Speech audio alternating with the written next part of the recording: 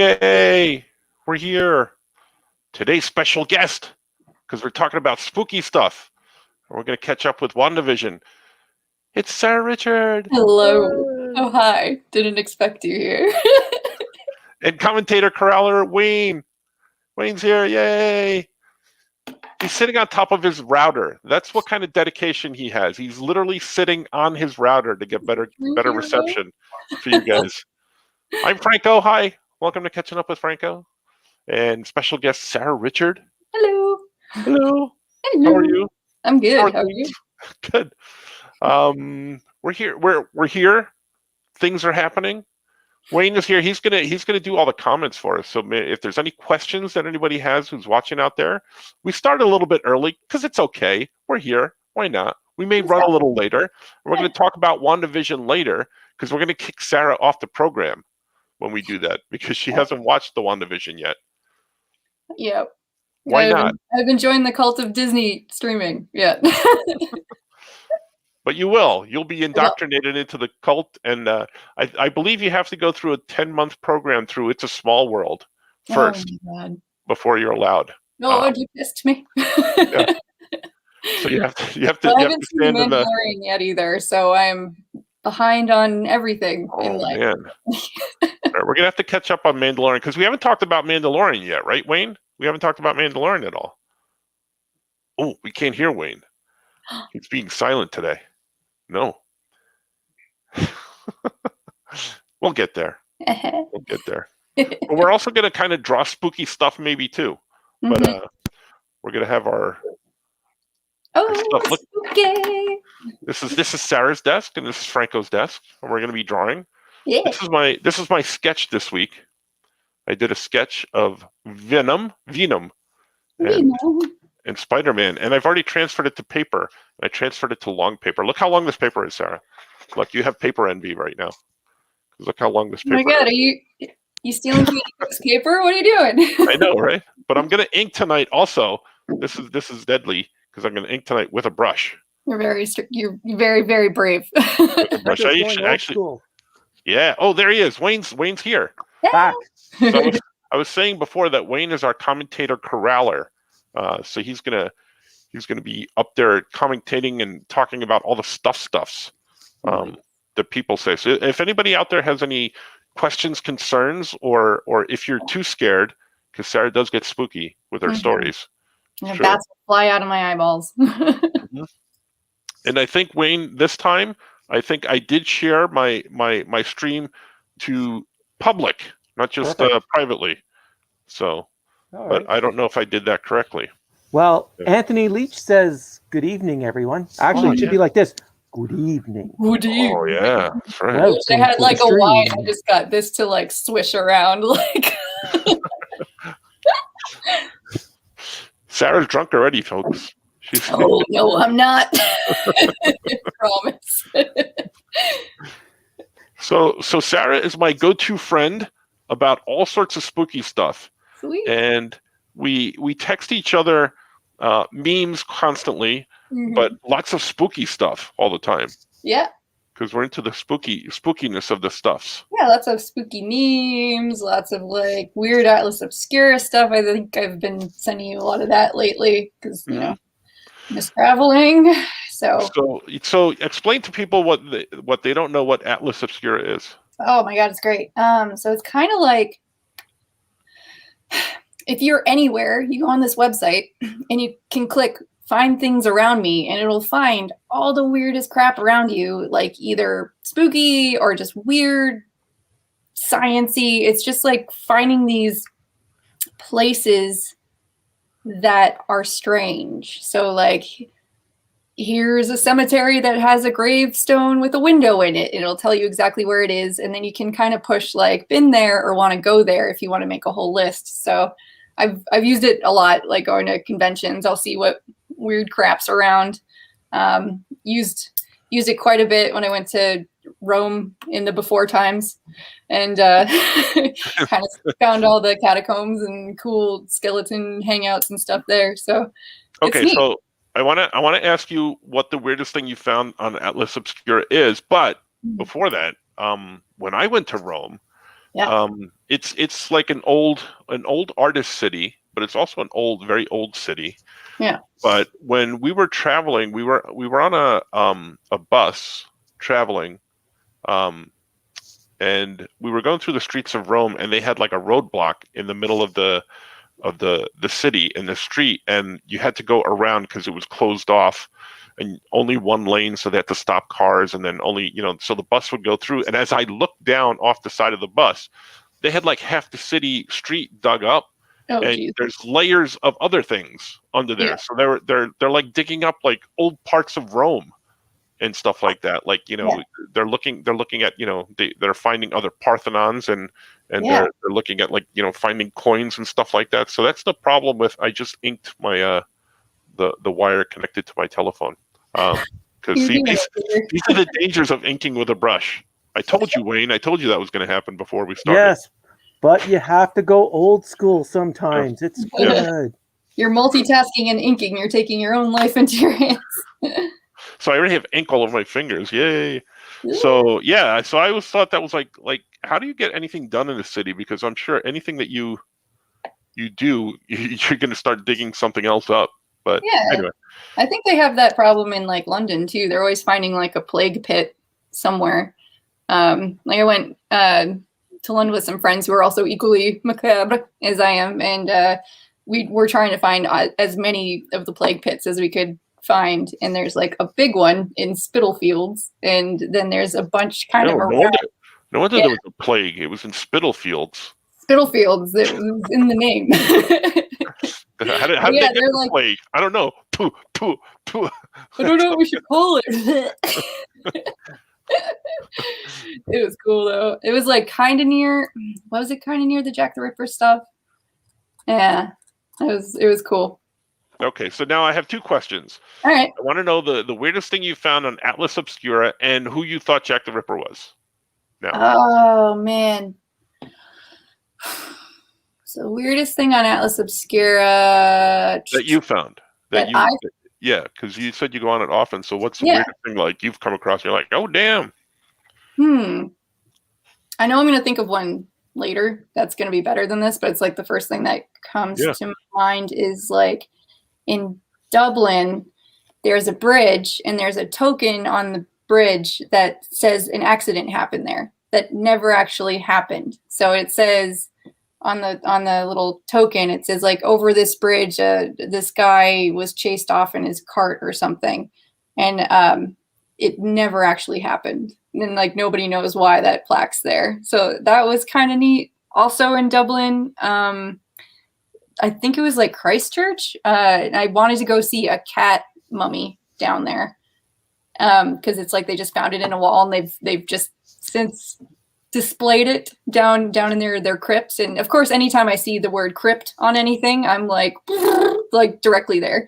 And ended up seeing like a whole bunch of costumes from the Tudors was down there for some reason too. And it was like a month after I watched all of the Tudors, so I was kind of nerding out on. Oh, because they were filming it down there or something? Or no, they just for some reason had all the costumes like just kind of displayed in the crypts of this rando church in Dublin.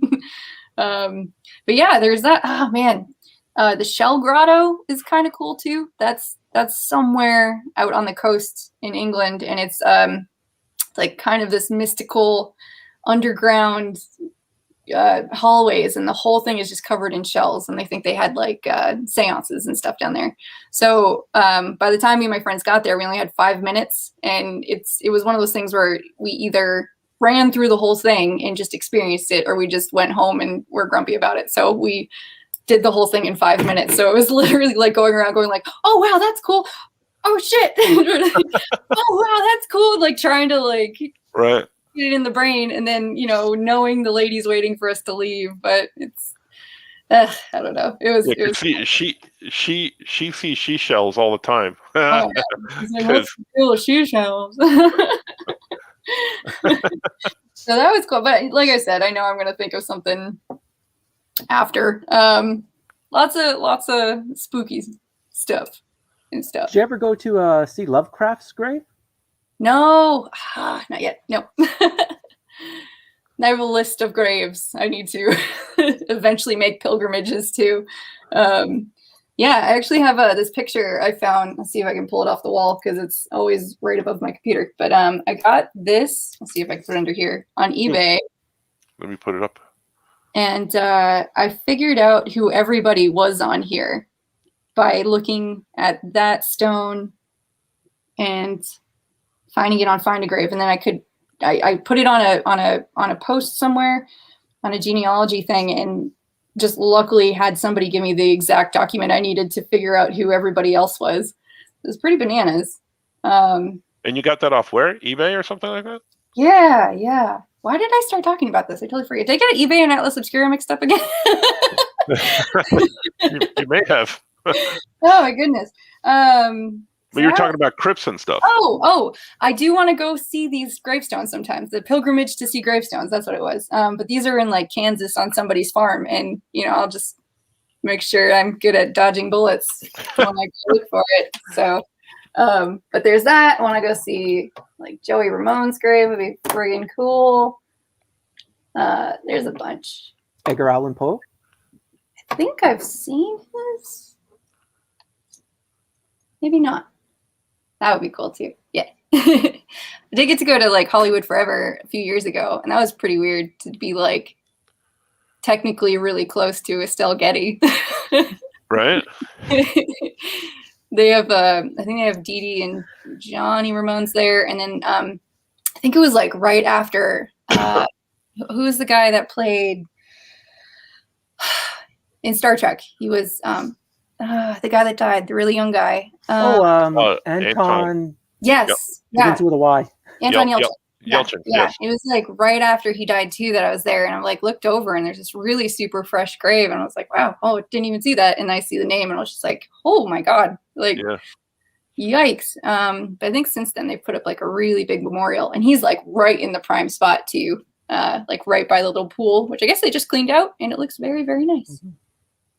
From the videos I've seen. Gosh, I would like to jump on a plane and go. I know, right? The only cool grave I've been to, we found John Belushi's grave in Martha's Vineyard. Cool. Oh yeah, that's right. You're telling me. So yeah. So Isn't he not like his little beach house or something? Or I'm sorry, what was that? I thought like he was a famous ghost down around there too. Like there's a place that's supposed to be super haunted, and it's like John Belushi's ghost or something. Yeah, well, I don't think he's the story is that I don't think he's buried where everybody says he is. Oh, okay. So he might be buried somewhere else, and they just do that for the touristy type thing. So they're lying to us. Yeah, I think so. For tourist money? No. Well, we got a comment from Andy Price. Oh what? No! Throw it out. Not sure what this is referring to. You've seen his in passing, Sarah in Baltimore Comic-Con. Edgar Allan Poe's grave, probably. Because he's in Baltimore. Remember. Granted, there are a lot of parts of conventions I don't really remember, so this also checks out. What do you do at these conventions? You know what? They're long days and longer nights. Easy nights. I think I've lost my way with this inking already. I have no idea what's happening. You're a trooper for even just starting that. I don't even know what I'm doing, and it's just pencil. It looks good though. Thanks. You too, man. Thank you. I get to see a lot of your artwork anyway. Thank you. So yeah, what other spooky stuff? Let's see. I do have a collection of macabre objects beside me. If you'd like, I can show you some of my collection. Yes, okay. please. Andy says, good evening. Good evening. Well, actually, he says, evening, you freaks. Oh, well, that I cleaned it up. Checks that out. makes sense. Yeah. That Andy Price. What a Georgia peach. Everybody, please check out his artwork. He's amazing. Andy's the best. We're going to have him on at some point if he would like to come on. And then I'll troll you guys on the other side. And I'll be right by my rotor, too. There you go. I expect you to be sitting on it. Yeah. Just do like a little backpack sort of thing. Let's see. Okay. All right, I'll start with a really cool picture. I don't know if many people know about these. So this is one of my favorites. See if I can put this here if you guys can see it.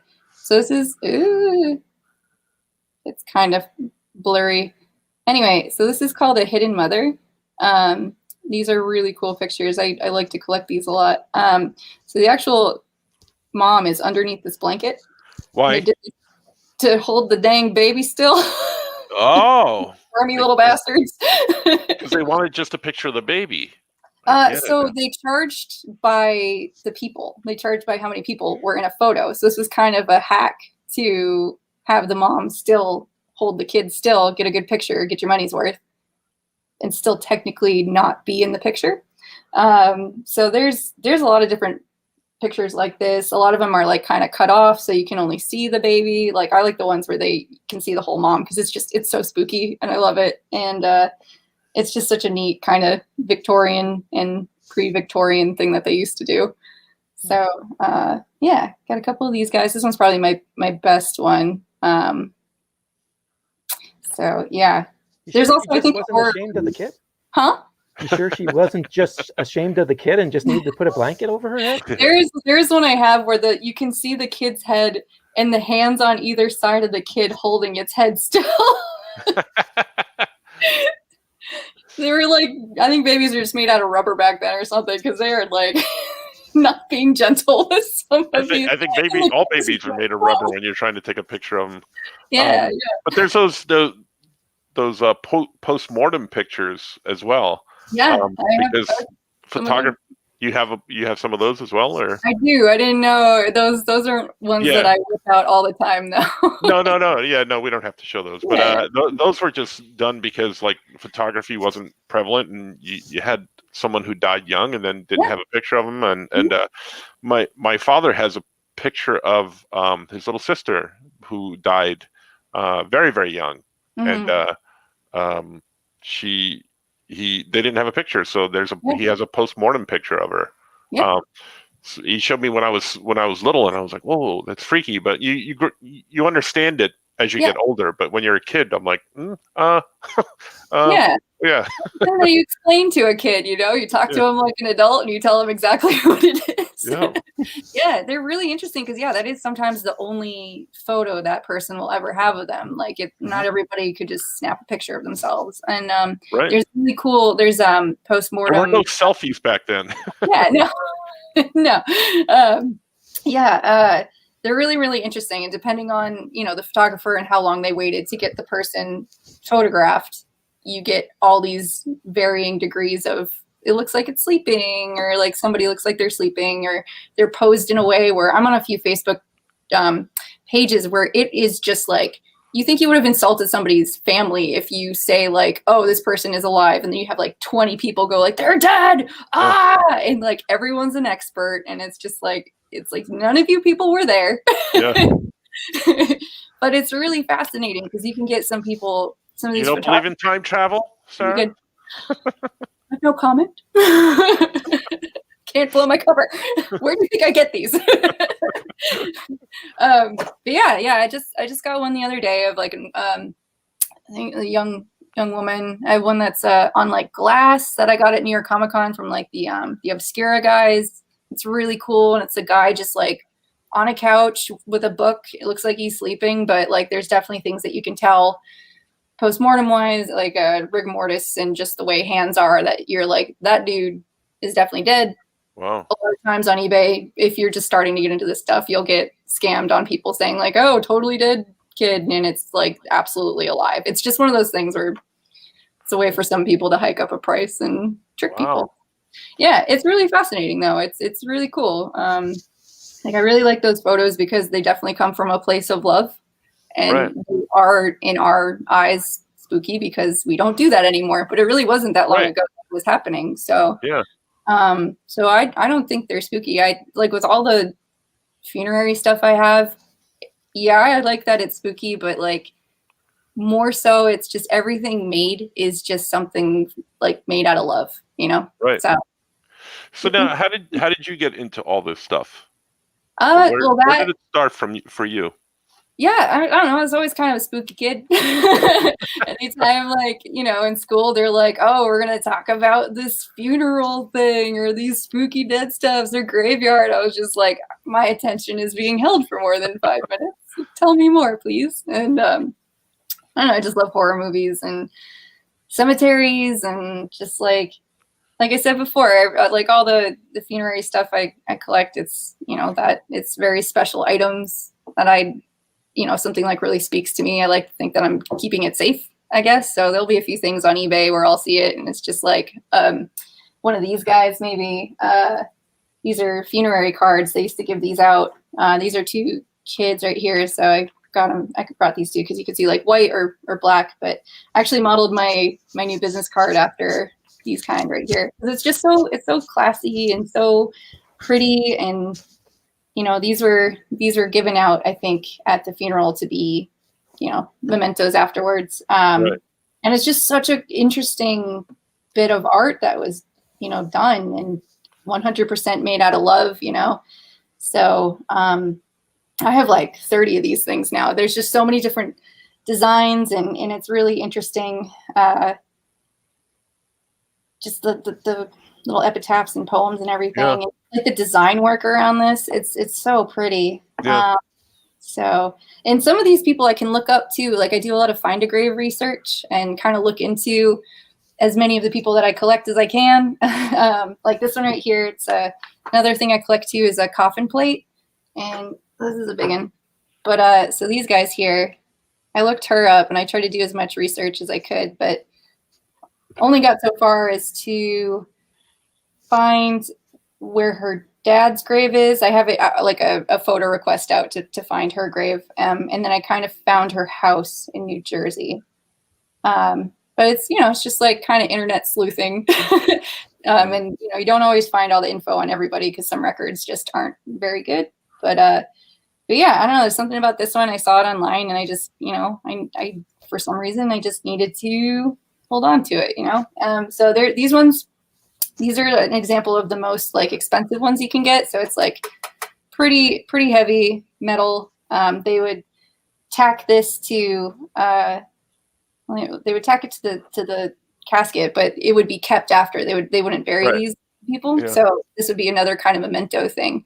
And you would have them like displayed in frames and or just on the wall somehow. But they also made kind of more generic ones. So this is one just says "Our Darling." So I have some of these too. It'll say like mother, father, our darling, at rest, our babe, our loved one. And then so these are the ones that are, I think, a step down in cost from the personalized ones. And I don't have it with me here, but I have a plastic one as well that's spray painted to look like metal. I think it's from Australia. But yeah. So these are kind of neat. These are my 2 beefy, heavy metal ones anyway. But yeah, I just love these too. Like I have slowed down on collecting them since, cons have kind of slowed down. Yeah. But I just think they're so pretty. Like just all the design work and everything. And yeah. So I've got probably like 10 of these all together of differing looks. That's so cool. Stuff too. Then they go all the way back to like, I think their earliest one I have is like a late 1800s, and this one is 1917. So yeah, so there's those guys. So the other thing that goes with these, I guess, are I have a few coming in the mail. They haven't gotten here yet. So these are Coffin Screws. Coffin Screws. Yeah, I'm gonna move Dead Man out of the way. Yeah. So these guys here. All right. So explain to me what coffin screws are. Yeah. So this would be like the final thing. What I've read anyway. It's the final kind of like screwing them into the coffin is sort of the final send off at a what usually would be an at-home funeral kind of thing. So yeah, you're closing the lid. Got super fancy screws if you can afford them. To make sure they don't come back, right? Yeah, exactly. Okay. Now that's when you put the mort safe over top too, and you make sure that they are down there. Yeah, but they're really cool. There's like a bunch of different styles of these too. And yeah, they're just pretty neat. I think these are like early 1900s anyway, or late 1800s maybe. Now, is there a large market for those things? I mean, like, because you say you go on eBay, and are like people like scooping these things up and it drives the prices up on these things and stuff? Yeah. If you're there's people who are very much into collecting these, and in the coffin plaques, you'll get stuff scooped up pretty quick where you're like, who else could possibly be into this right now? Well, I think there is somebody. Andy Price says, this is Andy, why Sarah and I click dead things. Yeah. Yeah. No, me and Andy have fun going to cemeteries. We went to the Atlanta Cemetery, Oakland Cemetery, for like Dragon Con, last Dragon Con. And that cemetery is gorgeous. So cool. The mausoleums there are amazing. And then the little old guy in the visitor center is just precious. So it was just a fun trip. Plus I got to hang out with Andy Price. So like, I guess it was fun. He's okay, that guy. Yeah. Ooh, I got something really cool to show you guys. Yeah, show me. So this is probably one of my most prized possessions. And actually, anybody can get this. I just got it on a website that specializes in this kind of stuff. But this is a actual piece of the Titanic. Wow. It's a little slice of wood. And so how this came to be a thing was one of the salvage crews, somebody on it pulled up a bunch of wood. Somebody made a liquor cabinet out of it. And then that liquor cabinet got auctioned off. And they just, I guess, broke it up and to allow people to kind of have, a little collector's item. They just sawed it into the tiniest little shreds of wood. Yeah. It comes with like authenticity. It comes with all the documentation. It comes with all the history of how these kind of were obtained. And so, if you just like Google search like Titanic wreck wood slice, it should come up. But yeah, it's pretty cool. It's weird. It's got a weird kind of like I can feel this aura. Yeah. It's not bad. It's just like you feel. Well, I'm going to highlight this. You know what this proves to me right here? Yeah. See, is that, all those people that argue and like will argue and argue and argue till they're blue in the face. Jack could not fit on that. If Rose is on that. Oh my God. Jack could not fit on that. Look how small that is. It's a very tiny door. Somebody, my friend actually today too, she told me that she saw a theory about why Jack couldn't get on the door. So the theory is that Jack died on the Titanic because nobody pays attention to Jack after a certain point. And his whole ghostly mission was to get Rose on that door. And he got her on the door. But he was a ghost, so he couldn't join her on the door. Which is nicer than her being a door-hogging bitch. I like the version where she's a door-hogging bitch, actually. She's a big old DHB. There was a scene that they cut out of that, and Rose actually puts her foot up on Jack's face and pushes him out into the water. Like, no. Yeah. No. She's like, no, you can't. No, you gave me no. This blue thing happening to your face? No, I don't like it. Let's see what else I got here. Oh, I got something spooky that doesn't directly relate to dead people, I guess. Oh no. Oh, do you know Robert the doll? Have you ever heard of that? He's like a possessed doll that No, I've heard of the Annabelle one. Yeah, so he's kind of like an Annabelle. Yeah. Okay. He's a possessed doll. He's he looks like a little sailor. I think they've made other horror movies and stuff about him. But I guess he's down in Florida hanging out. I was gonna say she's gonna pull him up right there. She's got him there with her. It's just like I was just gonna get a can of spinach just in case it was Popeye. I got sharp mechanical pencils around here. These are basically weapons. So anyway, so the Robert the doll is a Schleich doll. It's a German stuffed animal company.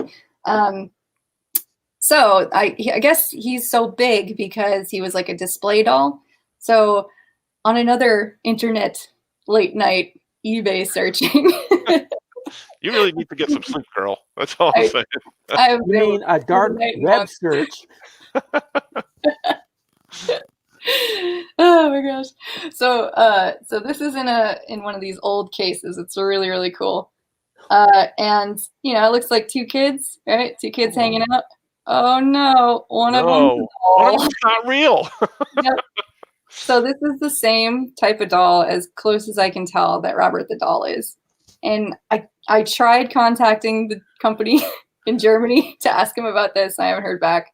The company in Germany is like, hey, Hans, that creepy lady's on the phone again. They're like, don't look at the picture. It'll burn the factory down. It's cursed. I don't think this one's too spooky. I think it's just very strange. It looks like Michael Myers as a kid. Right? Isn't that crazy? Yeah. Isn't it so weird too? Because okay, so there's an arm right there, right?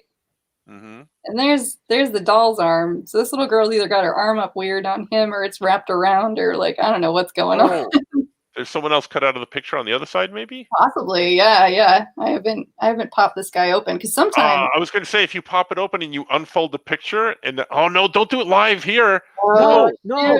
It might be Andy Price on the other side. Oh, this one's stuck. Hold on. Oh no. Yeah, Andy said Robert makes Annabelle tame. Oh man. Yeah. Okay. Bruce Jackson and Julian Lopez says, "Oh yeah, guys." Oh, yeah. Yeah. No. If okay. You guys ever find any of these in an antique shop? Sometimes there's hair hidden back here, so Oh my gosh. Make sure. Oh. Does hair make you sick? Oh, how weird. I have something here to show you as well. Oh, no. So, Wayne, when I said Sarah's going to be on talking about spooky stuff, why didn't you tell me this is a bad idea? Oh, man. I'm so sorry, Franco. Spooky. It's spooky. I only say spooky because it just wraps it up in such a nice little black bow instead of being actually historically accurate. Is that whole thing is hair? Yes. Oh yes, my this gosh. is a watch fob right here. So gentlemen would use this to hold on to their pocket watches, and this would be in the little buttonhole. Yeah. It'd kind of hang off of their, this is hard to show all in here, buttonhole, hang off of the buttonhole, pocket watch would go in the pocket. So that's like Anakin's rat tail from Star Wars movies. Ew. See, that's disgusting. See? See, Wayne puts it into phraseology that everybody can understand. Yeah. Our viewers, anyway. Oh, totally. I'm trying to think because I think the only time. Now, I want to ask you a question. Are you sure you didn't pull that out of your sink, drain or something like that? Maybe.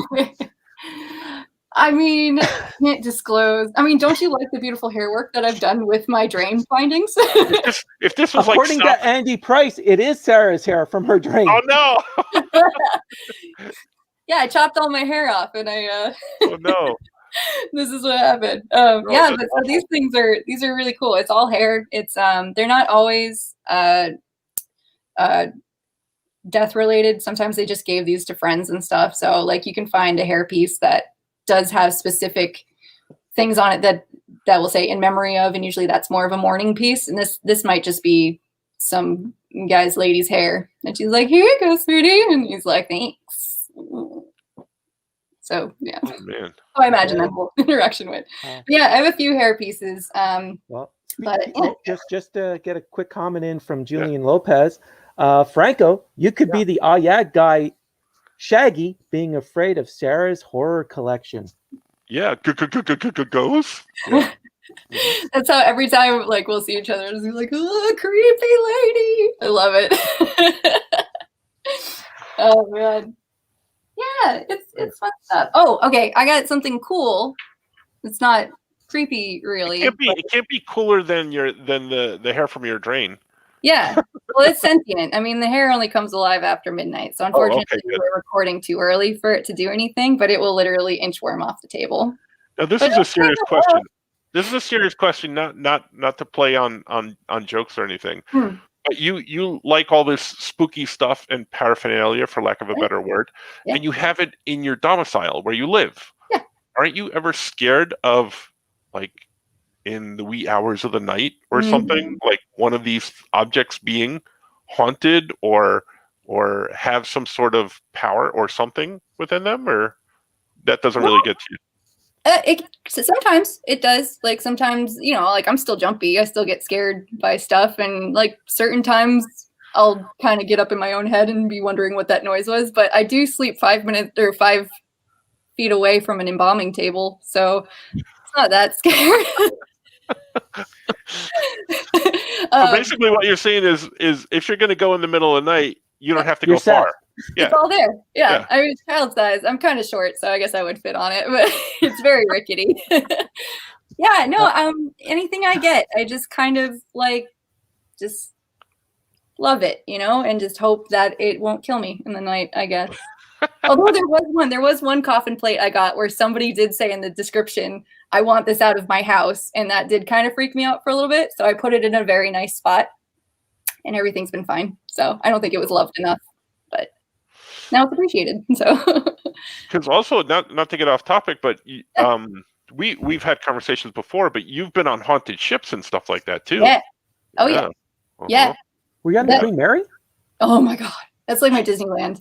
I do have like a little cup from the Queen Mary when it was still sailing and everything, but I've been on the Queen Mary probably 4 times, I think. And like there was one time I stayed for a week just to like do all the ghost hunting tours and write and draw, and just like I saved up a ton of money, and I'm like, I'm going to stay here and I'm just going to see what this is all about. And it is 100% full of ghosts. So holy crap. No doubt about it, right? No, not at all. I wish I had an ability to cue it up, but maybe sometime I'll play it at a panel if that ever happens again. I have a recording of a lady screaming in the boiler room, and there was definitely no lady screaming there. Like it was a tour I took 5 times. Only time it ever happened, and it was in a place that nobody was back there. It was just like it's weird. And swear to God, I saw a dude standing behind me that looks like a picture of one of the dudes that died 5 feet away from there. So it was just like it's cool. Dude and that looks like the dude dressed like the other dude. Their cosplay is like on point there. No, it's crazy. I've had so much stuff happen there where it's like I can't explain all of this. I can't explain why I moved out of the way for somebody I swear was behind me, and when I turned around, they weren't there anymore. So it was so cool. It was like Christmas. I was so happy. Franco, I think we're going to have to label this like extra spooky because Julian Lopez says, yeah, he's not sleeping tonight. Yeah, sorry. Bruce Jackson says, hi, Sarah. And hi, Bruce. He's not scared. Yeah, no, Bruce he's good. Yeah, I don't know. I love it. I love spooky stuff. It makes me so happy. Watched a pretty gnarly scary movie the other night though. That's still stuck with me. So I still do get scared. Well, which movie? The house that Jack built. You texted that to me. I haven't seen it. Not for the casual horror. Really? It's hefty. You need to get some cartoons ready for after that one because it is. Wow. It's very scary. The Road wasn't a scary. It wasn't like a horror movie, but it was just like, don't go in there feeling any depression. Yeah. Sometimes, I mean, yeah, it's crazy with those little subtle things I can hit on. My favorite type of horror though is basically any ghost stuff that Guillermo del Toro does. Like the way he does ghosts, like Crimson Peak is gorgeous. Is it like I luckily got to see like Guillermo del Toro had a collection of his personal stuff up in LA years ago, and I got to see some of the dresses. And there's the one, the weeping, or like the widow in the beginning with the black veil. There's like moths in all the layers of tulle in there too. It's just like, it's so very cool. Really? And and just the way he does ghosts is the coolest thing. Like it's just everybody looks like they're underwater, and it's like perfect. So plus he has original Edward Gorey paintings and scary stories to tell in the dark. And I've never had such a like starstruck moment seeing a graphite shine as seeing like a scary stories to tell in the dark original. Because I always thought they were, but they're all pencil. It's crazy. Oh really? Yeah. Oh, wow. So and then Edward Gorey, his originals are all like this big. They're teeny, which is really cool. Two of my favorite artists. They're cool. Julian Lopez has a question for you, Sarah. What's your favorite 80s horror film? Oh my goodness. Favorite 80s horror. Oh my god. I think I would go with my answer. Not that he asked, but my answer would be Footloose. but I'm gonna defer to Sarah on this one. My probably Reanimator. I love Reanimator. Yeah. Oh my gosh. Jeffrey Combs, I would love to meet him someday. That would be so cool. Because I remember seeing him for the first time in The Frighteners, which is also one of my other favorite. Oh, I love The Frighteners. Yeah. It's so good. And like I love Michael J. Fox, and everything about that movie is fantastic.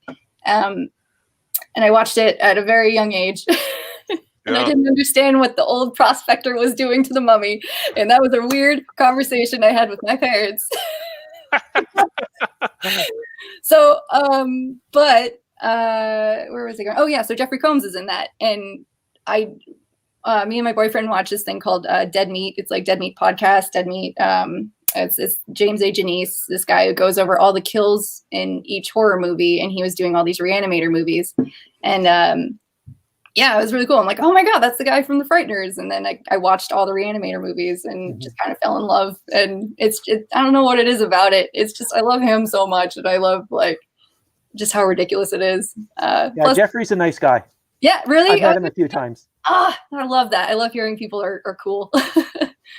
Oh man. Yeah, I would love to meet him. I'd probably turn into a puddle of goo though. And just, my voice gets like 10 octaves higher when I meet a celebrity that I just like never thought I'd meet.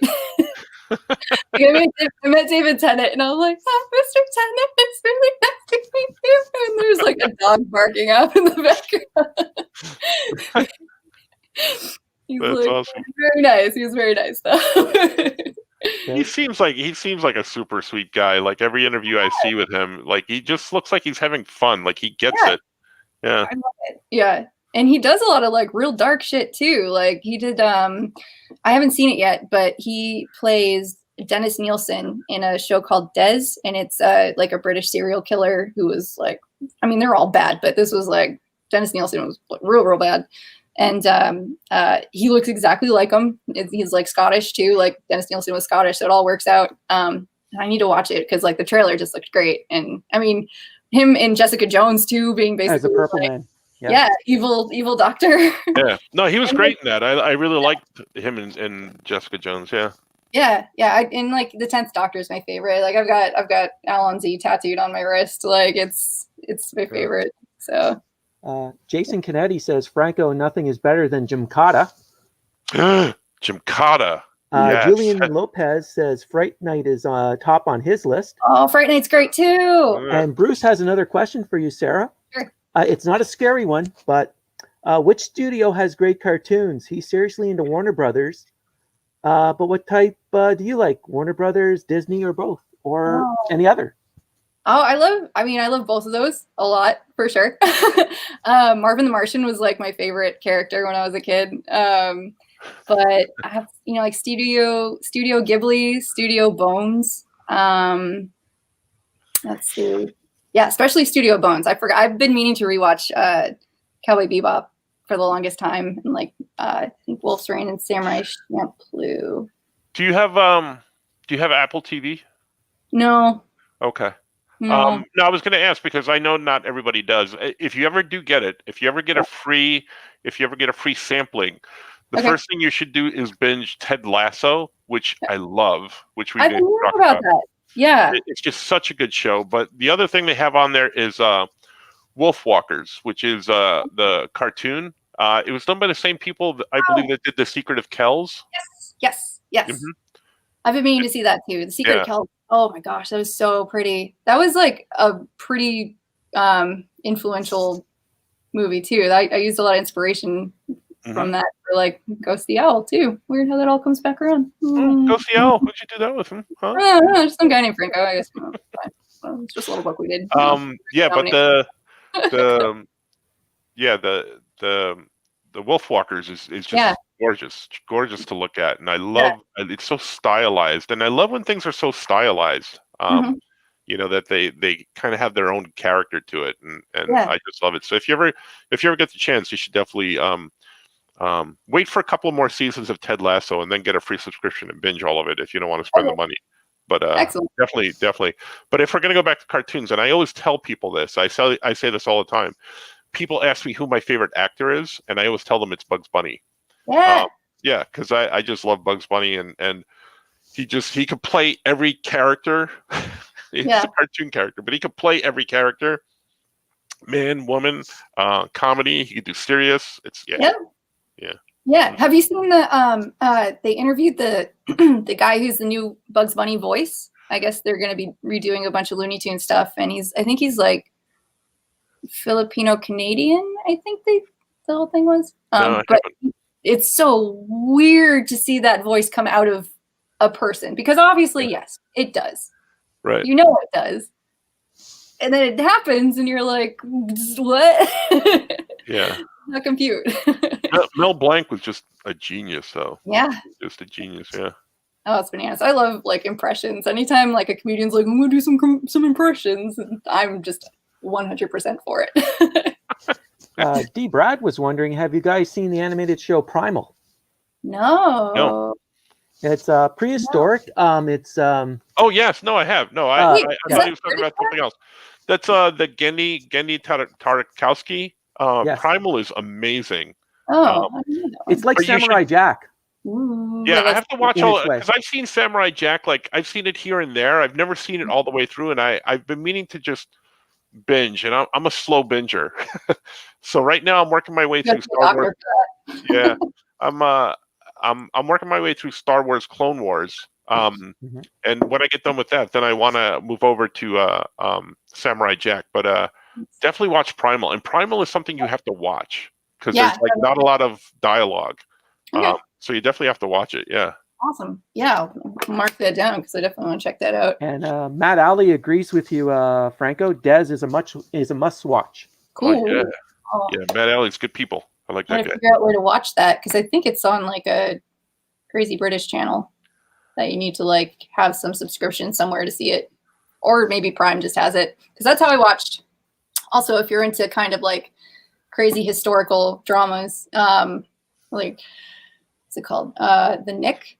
I think it was on Cinemax, and it's like, who has Cinemax? But you can get it on Prime. But Clive, was it Clive? Clive Owens. Yeah. Clive Owens. Amazing. He's just such a good actor. But yeah, it's like 1900 surgery, and it is bananas. Like, very cool stuff, and very like cool historical stuff in there too. There's actually a few times that they do have some postmortem photos that come out, and I'm just kind of like, oh my god, yes, accuracy. The only other time I saw it was that Winchester movie. That was not good. They did have some cool postmortem pictures in there, and I was very much like, good job, guys. Man, no, I wince at some of that stuff. Like I can watch a movie and I because I know the movie is fake, so it doesn't bother me. Yeah. But then like, and this is something I don't know if I should admit to, but I am back in college. One of the big things because I'm just a wee bit tad older than you, Missy Miss. But way back in, I'm actually 75. You look great. You look great for your age. But way back in the day, and Wayne, I don't know if you remember this, but way back in the day when back in the college years, we would rent VHS tapes from the Blockbuster and stuff like that. But one of the things that they had, which was in kind of like the band section, you could get them in the the mom and pop video shops, was Faces of Death. And that, have you ever seen those, Wayne? Yeah. Those were actual videos of people dying and stuff. Yeah. And I think there was some controversy to it that some of them were faked or staged or something like that, but some of those had to have been real. And I watched them. I couldn't get through it. I couldn't watch them because knowing that they were real, I was like, I couldn't do it. No, video is hard. Like that's like Museum of Death they have in LA and New Orleans. They have a new one that opened up there. They have, like it's a museum of like crime scene photos and like Eileen Wuornos's tank top or something and stuff like that. And then they have some really cool cultural kind of funerary stuff and shrunken heads and everything.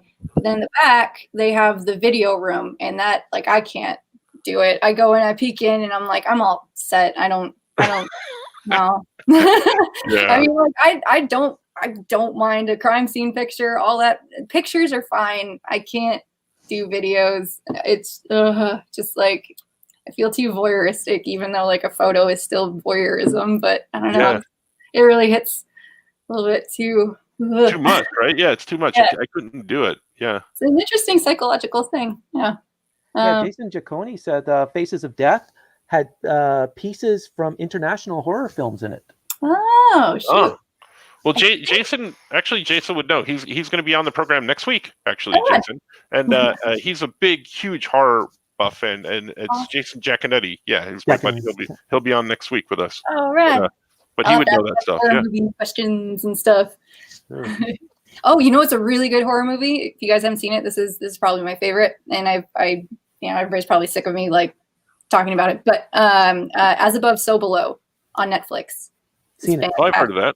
Yeah, definitely watch it. It's about the Paris catacombs. It's so good. It's one of those movies where you wish you could like wipe your brain so you could watch it over again. I'm like so jealous anytime somebody sees it for the first time. But it's really cool. It does a lot of neat things in horror movies I haven't seen before, and it was like I love the Paris catacomb stuff. Like I was really hoping to go. So jealous because Andy got to go, and like I'm always bugging him about tell me more. What did you see? But there's also if you go looking for it, I think there's this one ghost show. I think it's British, and it's with a really creepy lady's voice, and I think it's like Scariest Places or something. But I guess years ago they found a camera down in the catacombs, and it was just like a dead camera. Like they put batteries back in it and found the video in it of this guy who got lost down there. At the very end, you can see him drop the camera and see him run away into the darkness. And they never found him. Like he's just in there somewhere, because it is like miles and miles and miles of dark tunnels. You know, like the people going to find the video got lost coming back, and they had to go 6 hours back the way they came because the one manhole cover they tried to get out of was sealed or something. So it is just like, I'm like the most claustrophobic person in the world, and I should have no need to go down there, but like I want to see it so bad. I am so claustrophobic. Yeah. You see those videos of people doing like, spelunking No, or something? I don't. I can't do that. I can't do that. I'm like, oh my God, how do they crawl into and out of these things? And I'm like, oh, I can't do that. I can't. So like weirdly enough, in As Above, So Below, there is like kind of spoiler, a guy does get stuck crawling through a tunnel, and the way they do it, the way they film it and the way they do the audio is the perfect, like you feel like you're getting hotter because you're getting like freaked out. It's just the way they start cranking up the audio as he's freaking out more. It's just one of the coolest things I've ever seen in a movie. And like, I hated it and I loved it all at the same time. Yeah, Andy Price says, Franco, we'll tell you all about the museum, but stay out. Yeah. Yeah, it's rough. Like in the museum, because me and Andy was down there too in New Orleans, and it was weird because the guy looks exactly like Bryan Cranston, so you got thrown off by that. Right then and there, I think a drug deal's going down. I'm not doing it. Yeah, exactly. But it's wild because like they did the same thing in the LA one too, where there's a picture of just a horrible motorcycle accident, and even before they let you in, they're like, "Hey, how's it going?" They're the nicest people in the world. They're like, "Hey, come in. Can you handle this though?" And they'll like point to the picture of like this horrible accident, and you either go, "Eh," and they're like, "All right, come on in," or you throw up immediately and they help you. Oh boy. Not go in and see the rest. It's pretty gnarly in there. Oh, it does make you very humble after that. You are a fragile being full of meat. Why did I invite you on tonight? No to any of this. It's that balance. You gotta find the spookiness. It's an appreciation for life, You're like, oh yeah. Sarah, did you ever see Truth Seekers? I started to. Yeah, Jason was asking about that because he says it's not scary, but he was wondering. But it's got Nick Frost in it and Simon Pegg, and I love them very, very much. And I started watching it, and I think I just got distracted. I need to get back into it and watch it again. But yeah, I love Nick Frost and Simon Pegg It's so cool. Have you ever seen JoJo's Bizarre Adventure? Yes. Yes. Or, not JoJo's Bizarre Adventure. Not that. Sorry. Jojo Rabbit. Jojo Rabbit. Yeah. My brain's made out of goop. I we knew what you were talking about. knew exactly what you're talking about. Yeah. JoJo's Bizarre Adventure is an anime, but Jojo Rabbit, the kids in Jojo Rabbit are like the kid versions of Simon Pegg and Nick Frost, and it just like there's really good side by sides online that are pretty fun. Also, that movie's fantastic. I love anything Taika. I fell in love with What We Do in the Shadows. Yes. The movie, and then the TV series, which I'm going to ask Christina Blanche to come on when I start talking, when that comes back on. But then you got to come back because I love that show too, and we got to talk about that. Oh my god, I want to do a Naja cosplay so bad with her doll. Like that's goals. Like some future Dragon Con cosplay. Hopefully, I'm not even gonna table. I'm just gonna go. Oh, here's a callback to an old episode. Sarah, have you seen Karate Kid 3? Oh no. No. Don't worry. Okay. Neither have we. Okay, good. That was from Andrew Clark. Oh, jeez. Yeah. No, I need to. No, you don't need to. No, because if you go back and you watch the last episode, Chris Russo goes over the whole plot, and yeah, I'm glad we didn't watch it because now I know about it. Yeah. Okay, good. Hey, Sarah, you're getting scolded by Andy Price. He says, "Hey, you're not drawing." You know, I've been drawing all day, Andy Price. Yeah. Okay, do not make me walk down to Georgia and give you that whiskey that I owe you. She does not have to draw if she don't want to. You went over all the rules. I still have this on. I took off these. I'm broken. My wing. Oh, my goodness. No. Sarah, have you gone into like Tubi TV? Tubi? Not yet. No. I've fallen into the rabbit hole of horror movies with Tubi TV. Oh my goodness. I've fallen down. They put the commercials in the weirdest places, but it's a rabbit hole of classic schlock. Okay. That it's the first time I ever saw Texas Chainsaw Massacre. Really? Yeah. Oh boy. Was the commercial at like a really pivotal point? It was at a really weird spot. All the commercials. Well, Tubi is absolutely free. So they're going to figure out the way to get you the hardest. The commercials are completely randomized. It's not like Is it like Wish? Well, it's kind of like if you're watching if you're watching like NBC or CBS or something like that. Yeah. They have a program director and they're like, okay, this is a commercial break here and a commercial break here. I just put ink on my wire again. On Tubi, they're like, nope, just listen. We got 5 commercials. They got to go in the movie somewhere. So just put them in there. Yeah. Oh, I love it. So, but it is a rabbit hole of horror movies that are just amazing. They got a whole bunch of different channels on there, and Pluto TV is another one where they do that as well. Just commercials randomly everywhere. All right, what else you got? Drawing a much beloved character here. It's Andy. I'm Andy Price. I love cats. I love he's got a new cat, Juno, and apparently this cat is a terror and steals his toothbrush, which I love. I love it. Me and Juno are drift compatible, and I'm sending her commands. There's a bunch of cats in his beard, but I forgot how to draw. So how much, Sarah? How much do you know about Sasquatch? Bigfoot. Have you ever seen him? No, he's got big feet. You know what they say about a guy with big feet? He got big shoes. Big socks. That's right. He's got big socks.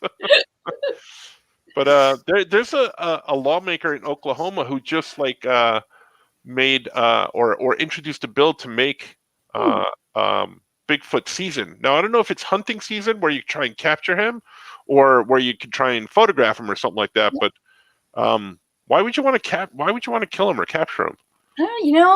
I think you're just gonna want that TLC show contract so bad, and I think you get on TV when you get yourself some Squatch. When you get yourself some Sasquatches. Yes, wait. Well, you got your swamp people with the snake hunters. Yeah, exactly. And the eaters. And then you can have the northern Squatchers. version with Yeti. You know, it's very marketable. You know what's weird is I never got into Sasquatch. Even when I was a kid, I was like obsessed with the Loch Ness Monster. Mhm.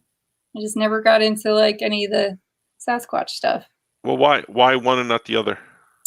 Because I think I'm obsessed with dinosaurs, and Nessie was like a dinosaur, and Sasquatch was just a big hairy dude. That makes sense. Yeah, dinosaurs are more sexy.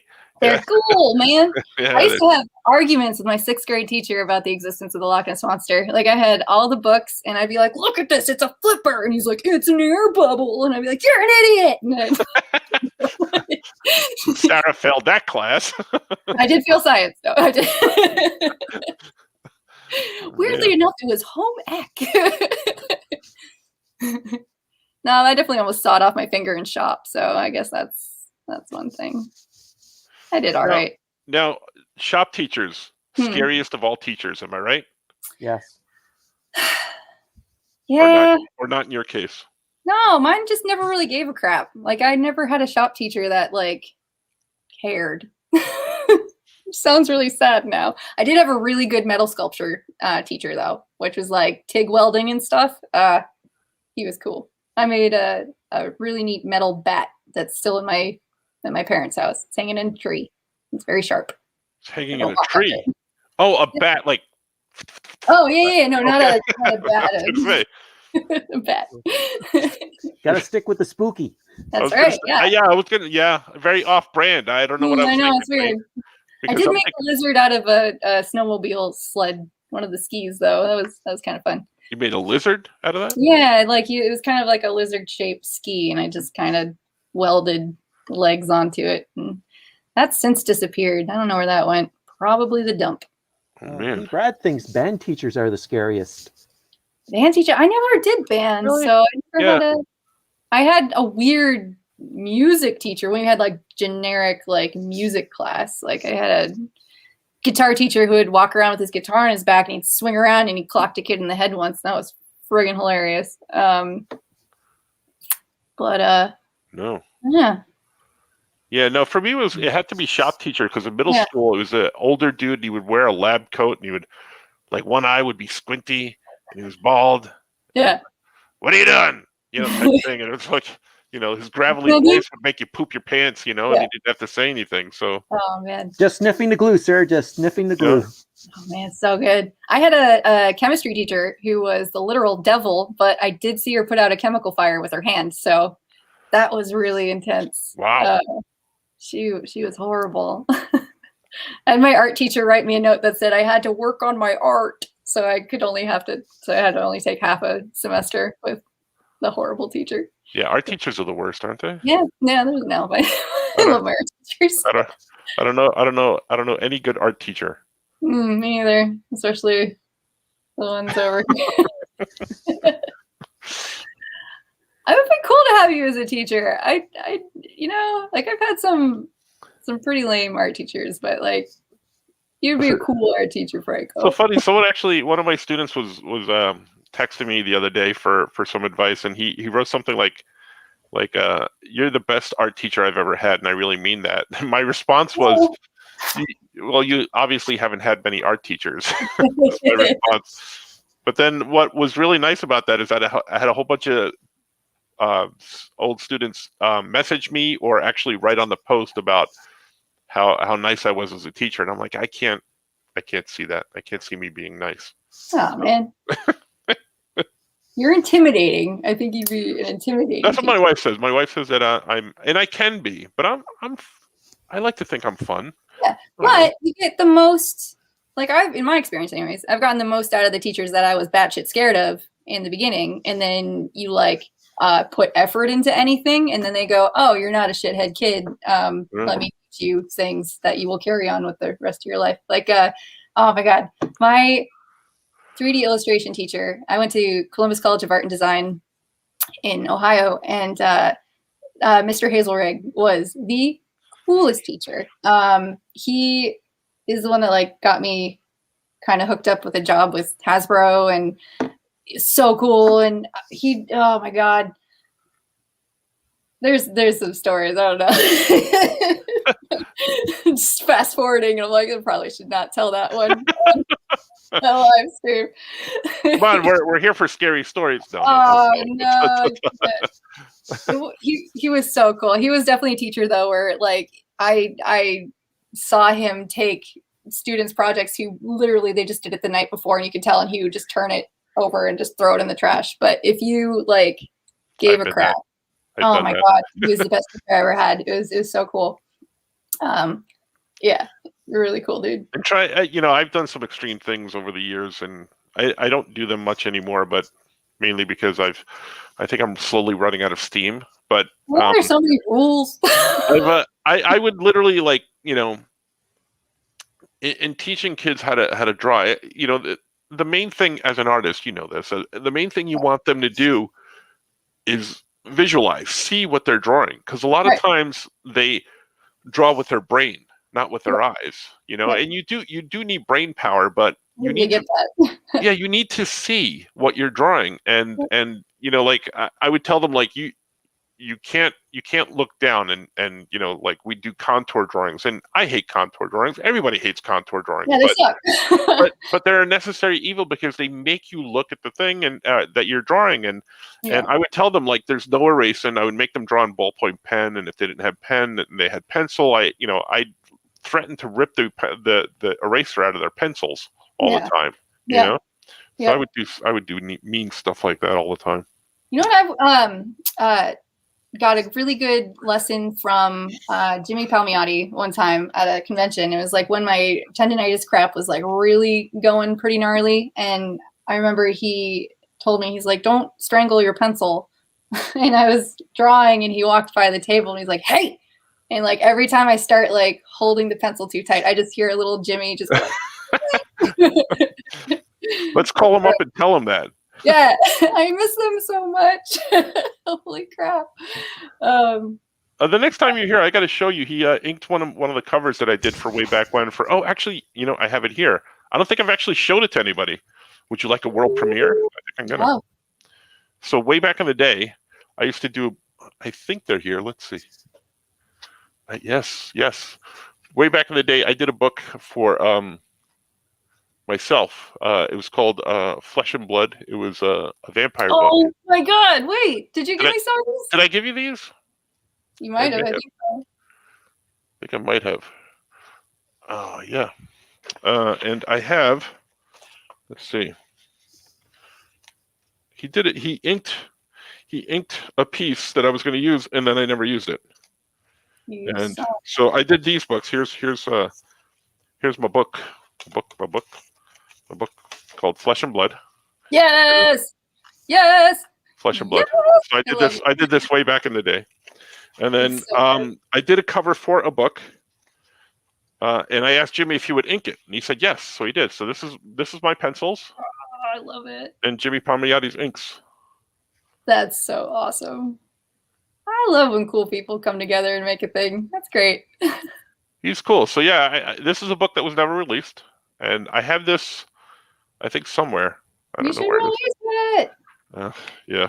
Well, that would mean finishing the artwork for it, which I never did. Yeah. What do you do all day? Jeez. You're like teaching kids and working on different things. Doing these videos, streaming online. Jeez. Yeah. Anybody have anything to say out there for us, Wayne? Looking. There was a question about shop teachers. Did anyone have any missing fingers? Ooh. Yes, my guy did. I thought all of them did. Yeah. He had a couple of nubs. Uh-oh. Yeah. So. But they were like completely unrelated. He just got bit by a dog when he was a kid or something. I think so too. Yeah. Andy's trying to get your goat. Hey, art teacher, what do I have to do? What can I do to make up? To make up what? I think that goes back to your post. Oh. I don't know. I don't know if I'm understanding the question all the way. No, I think, remember you posted about the students saying what they had to do to make up for their course? Oh, he is trying to get my goat there. He's trying to get your goat, sir. Yeah. So yeah, I was a little heated the other day because I got the morning that 2 mornings after it was due, he texts me and goes, what do I have to do to get all, which work do I have to hand in? And I'm like, all of it. You didn't do any of it online. Oh, jeez. Man, Kids. I know. Ooh, here. Bruce Jackson said, I did fan made comics and comics with OCs of mine, including one heroine modeled after Sarah herself. Yeah. What? I'm not showing yet. Oh man. Yeah, it's crazy. Like he showed me at a couple conventions. It's a lot of work. It's really cool. A lot of people talking about different teachers that they had issues with. Lunch ladies, music teachers. Lunch ladies. I don't think I ever had a mean lunch lady. I think they were all just kind of like, they just glared at you from behind the shields. Librarian. I had librarian because I think I've told the story on the podcast, but I had a librarian in my school because I would get beat up all the time, like constantly every day, beat up all the time. So I would escape to the library. And one day I was in there and I was reading a book, and the librarian goes, "Hey, you, come here. Come here." Hey, you kid, come here. Yeah, she makes me go up there, and I'm like, "Yeah." She goes, "You're in here all the time." I'm like, "Yeah, I'm reading." She goes, "No, you're spending way too much time in here. You're not making any friends. You're banned from the library." She kicked me out of the library, and I couldn't go in there. So it means I had to go back to the lunchroom and the playground outside, where I would continue to get beat up. And I'm like, "Thanks a lot, library lady." Yeah. I had something kind of similar. I wasn't getting beat up. I was just getting made fun of a lot. But like I would stay in during recess, and I would just go on Encarta, like Microsoft Encarta, and look up like animal pictures, because I was like, well, here I'm gonna create a whole folder of things I can draw. And so I had everything like organized by fish and birds and mammals and reptiles and stuff. And yeah, after about a couple weeks, I was told to go outside because I think I was encroaching on her like kid-free lunchtime. Yeah. But yeah, she said the same thing. She's like, go out and play, make some friends. And I'm like, they're mean. Girls are mean. Yeah. No, really? They don't want to listen to my weird stories and look at my True. It's true, Wayne. They made a whole movie on it. I don't know if you heard about it, but it's called Mean Girls. Like jerk girls, nasty ladies. It probably was released as a double bill with Karate Kid 3, so that's probably why. True. Yeah. Oh, school. It's so weird. I've been having like stress dreams where like, have you ever had the dream where you like graduated, but then they're like, just kidding, you missed that one class and you need that one credit, but also you don't remember what class that was or where that class was, and it's like in a labyrinth of school buildings, and then you wake up and realize you're almost 35. No, that never happened to me. I wake up every day and I'm in a high school, so I don't know what that's like. Yeah. You're just Black Mirror life right there for you. I'm just there anyway, all the time. Oh man. I don't know why I'm drawing so many. So my boyfriend's been playing Ark, and so basically I've just been working on deadlines and watching dinosaurs run around with a caveman guy. So that's why all the dinosaurs recently. I haven't drawn a dinosaur in a long time. Oh, but if I can, kind of want to plug my friend's really cool dinosaur things that he does. So my friend Dave Silva, here, I get this out of the way, he did all these really cool scientifically accurate. So if you look up Beasts of the Mesozoic, he's got a new line of, I think ceratopsians he's done with. I think he's going to be moving on to other, I don't remember what the next one is. Anyway, they're really cool. They're all super, super accurate. Wow. I worked with him at Hasbro, and we worked on some dinosaurs that mine never will come out. His was one of the ones that came out. But yeah, they're so cool. He's putting these out himself? Yep. Oh, wow. Yep. Yeah. So yeah, look up Beasts of the Mesozoic. I did a lot of art for the Raptors. Like I did the fan art for the fans' choice coloring of some of the Raptors. There's one that looked like a kestrel and one that had I think a secretary bird sort of coloring on it. But yeah, they're awesome. He's really cool. He's super knowledgeable. He's a really cool guy. Yeah, definitely check these guys out. They're really cool. Yeah, they're all life size to like GI Joes too. Or well, not these guys. These guys are scaled down, but the Raptors are all life size to like a GI Joe. So it's a really so you can have them eat your GI Joes. Yeah, exactly. Yeah, because that's what like Hasbro was doing when before any of the new Jurassic Park movies came out. Somebody got the idea that they wanted to start doing dinosaurs again. So like I got to work on a couple dinosaurs, which was like my dream project. I like was so excited to do these, and I got to be like the dino girl. You know, like I took in all the projects that needed tweaks, and like I did a Carnotaurus, a Stegosaurus, a Raptor, and fixed a Cycania and a Baryonyx. Anyway, they'll never come out, but it was cool. We all had like little GI Joes. We're gonna come up with them. So like Hasbro's really good at like kit bashing stuff. So they'll take parts from existing toys and put them all together and make a whole new figure, which you know makes sense cost wise. Right. So yeah, there was going to be a really cool line of like Jurassic Park with like GI Joe ish kind of guys, but there was no movie to support it, so it didn't really go anywhere. So it was just a weird kind of thing where it's like, sweet, I get to work on this project I've always wanted to work on, and it's just not going to go anywhere. Yeah, there's some pictures I can find of like the Carnotaurus and the Stegosaurus from like the test molds. Like in the deep internet, but man, that Raptor was so cool, and I was like, I was so jazzed about him too. Yeah, that's okay. Yeah, I'm sorry. That's all right. It's all right. I moved on. Sorry, Bruce there's Jackson. progress. There's progress happening on my Spider-Man Venom here.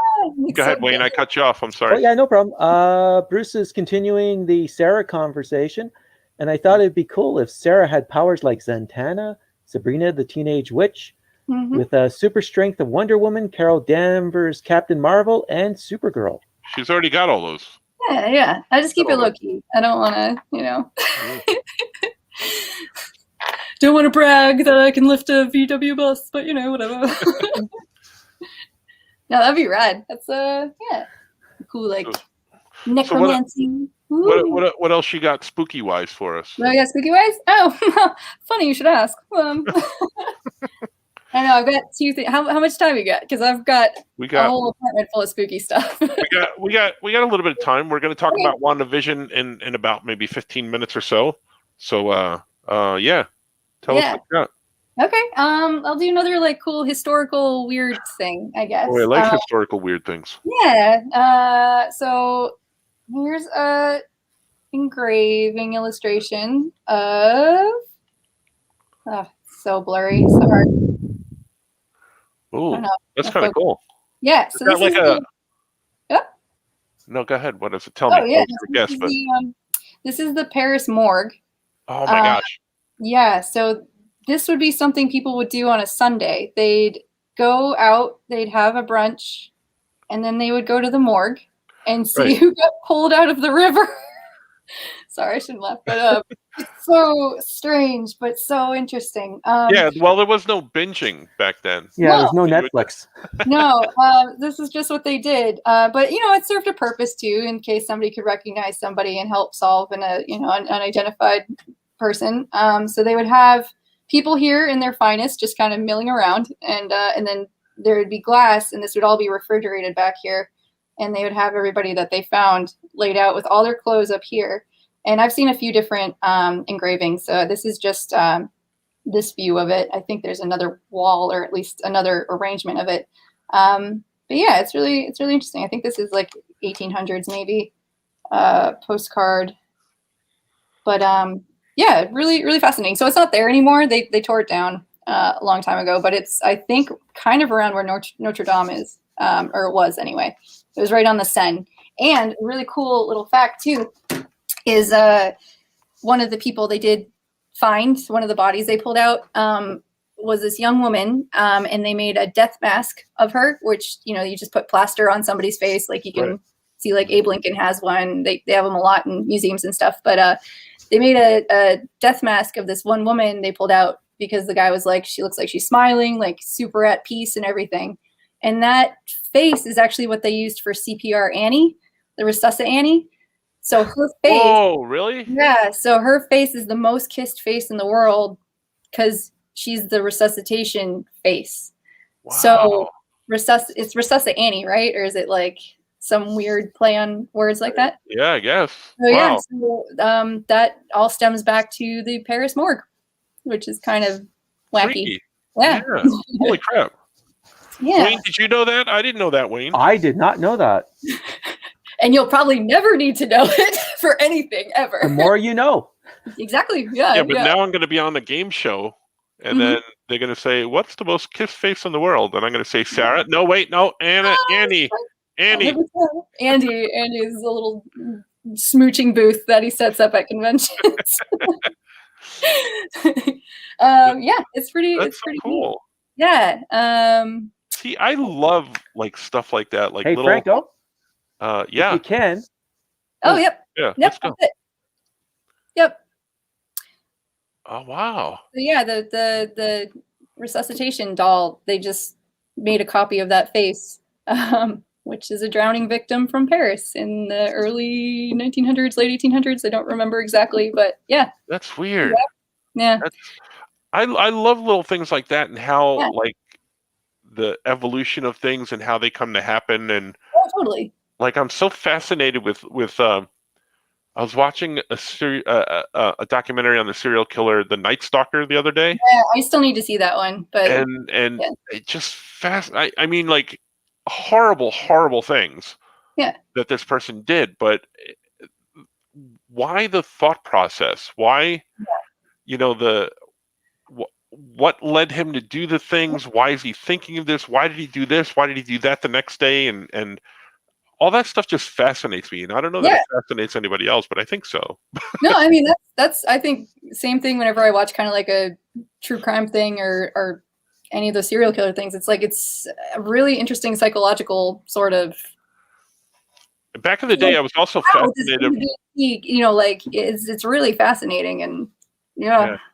I was fascinated back in the day by Unsolved Mysteries. Robert Stack. I love that. Yes. Have you seen the new one?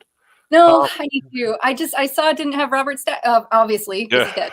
Like, it would be so cool if they brought him back for it, even though he was dead. That would make have him come out of the mist and just have a really cool hollow Robert Stack. Like I thought about doing that for a Halloween costume for the longest time. Is just get a bunch of dry ice and dress up as Robert Stack and just walk around. There's 2 episodes that I haven't seen. One is a family that went missing in France, and the new Unsolved Mysteries, like one takes place in France, so they don't, they subtitle it. Yeah. So when I'm working, I can't watch it because I have to watch it and read it. And the other one is about the tsunami in Japan, I think, which fascinates me, and I wanted to tell you about it, so now I'm telling you about it. But I haven't seen that yet. But that's another thing. Those are the things that like just really scare me. Like, like you see that tsunami happen or a tidal wave, and you're like, oh my God, what is that like to be caught in there? And like it's so scary to death to me. Yeah, totally. Like just trying to wrap your head around it, it's like a really interesting kind of thought exercise. It's like you'll never be able to know what it's like, but even the firewall that your brain bumps into, like trying to imagine it. Like this is kind of it's dark and spooky, surprise, but like I went to the Lizzie Borden house. Oh my gosh! And you can stand right where the mom's body was and the dad and everything, and just to be like trying to get those connections to be like in your brain, like this right here is that picture right there. This where my feet are here is where that is in that picture. Like Gettysburg too, like the pictures there, and like all the rocks obviously are still there, like the big boulders and everything. And it's just like because as creative around that stuff is crazy. As creative types as you and I are, and not to exclude Wayne, but as storytellers, we have that thought process. And I always tell people, because people ask me what is it like to be a writer, and honestly, I was sitting here like this one day, literally in this position, in this chair, and I was doing this. And my wife was going to go grocery shopping, and I was just literally just staring at the ceiling. And she said, I'm going to the grocery store. I said, uh-huh. She goes, are you writing? And I'm like, uh-huh. because I was literally just staring at the ceiling. I'm thinking Yeah. about something. Yeah. She went to the grocery store. She came back. I was in the same position. She goes, still writing? I'm like, uh-huh. Franco is buffering. Because you get in that mindset. Yeah. But the other thing about writing is that, I joke about if the FBI were to ever browse my history on my computer, like the things that they would see and find, like how to kill people, how to murder people. I have books on how to poison people and stuff like that. It's like, it's the things that you think about, but the research. but the line between us and the Night Stalker is he acts on all those things. Oh, and the psychosis part. Yeah. Yeah.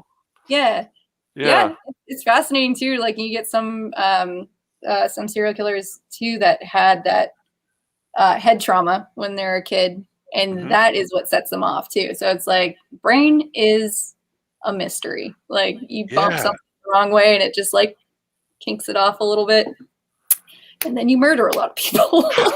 Wow.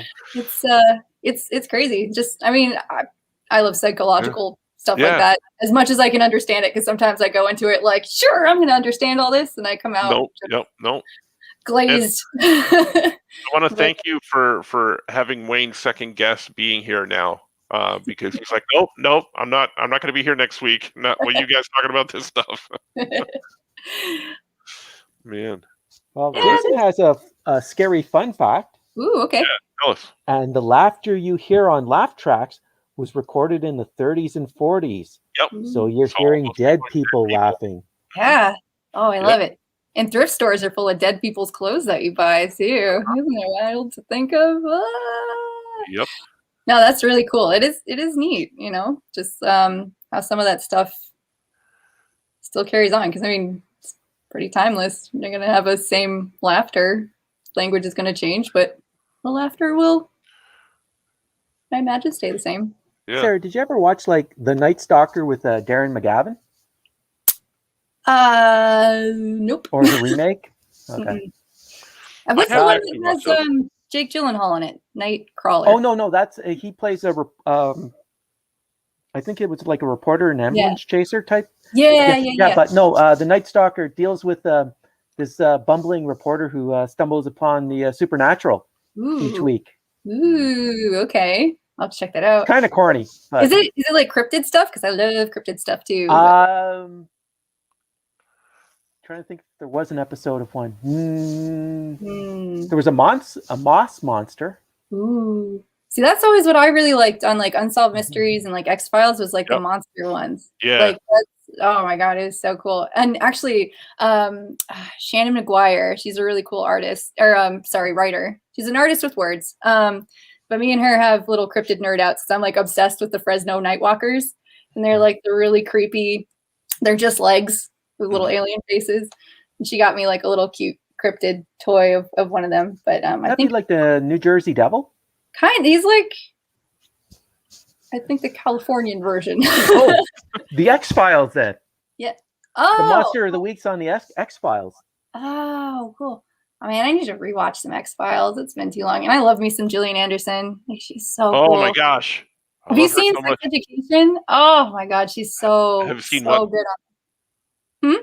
Have seen what? I missed that. I'm sorry. Oh, Sex Education. It's on Netflix. She's no, I haven't seen it. Oh, it's so good. It's so funny.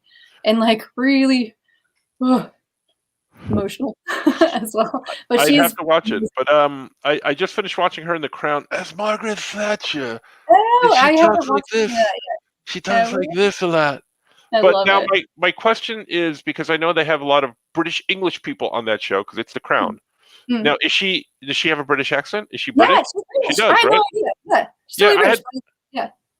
Yeah, because X-Files, she's not British on the X-Files. I had no idea, because like I watched Sex Education and I was like, wow, she does a really good British accent. Oh yeah, because she's been living in London for all this time. She actually lives over there, so she picked up the accent. Oh man, I thought she was like. Is that it? Is she British or she's not British? No, I think she's American. Oh really? See, now that's freaking me out now. I thought she was. I thought she was American when she was on X-Files, but now I see her in The Crown, and then I'm like, what the? She speaks like Margaret Thatcher. The Fall is another one. Where Which one? The Fall with dealing with the serial killer. Oh, okay. haven't seen that either. Ooh. Oh man. Man, there's so much we could talk about. There's so much. Wayne, do we have any more questions from anybody before we let Sarah go? Because then we're going to get into WandaVision. Well, 1 minute. I will literally talk your ear off about everything. So. Okay, from Julian, for the three of you, in your opinion, do you believe the Egyptian Book of the Dead exists? And before you answer, Jillian was born in Chicago. Oh man. Oh. All right. So my answer is yes. It's gotta. It has to.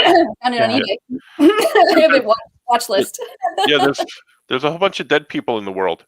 There's more dead people on this earth than there are living people.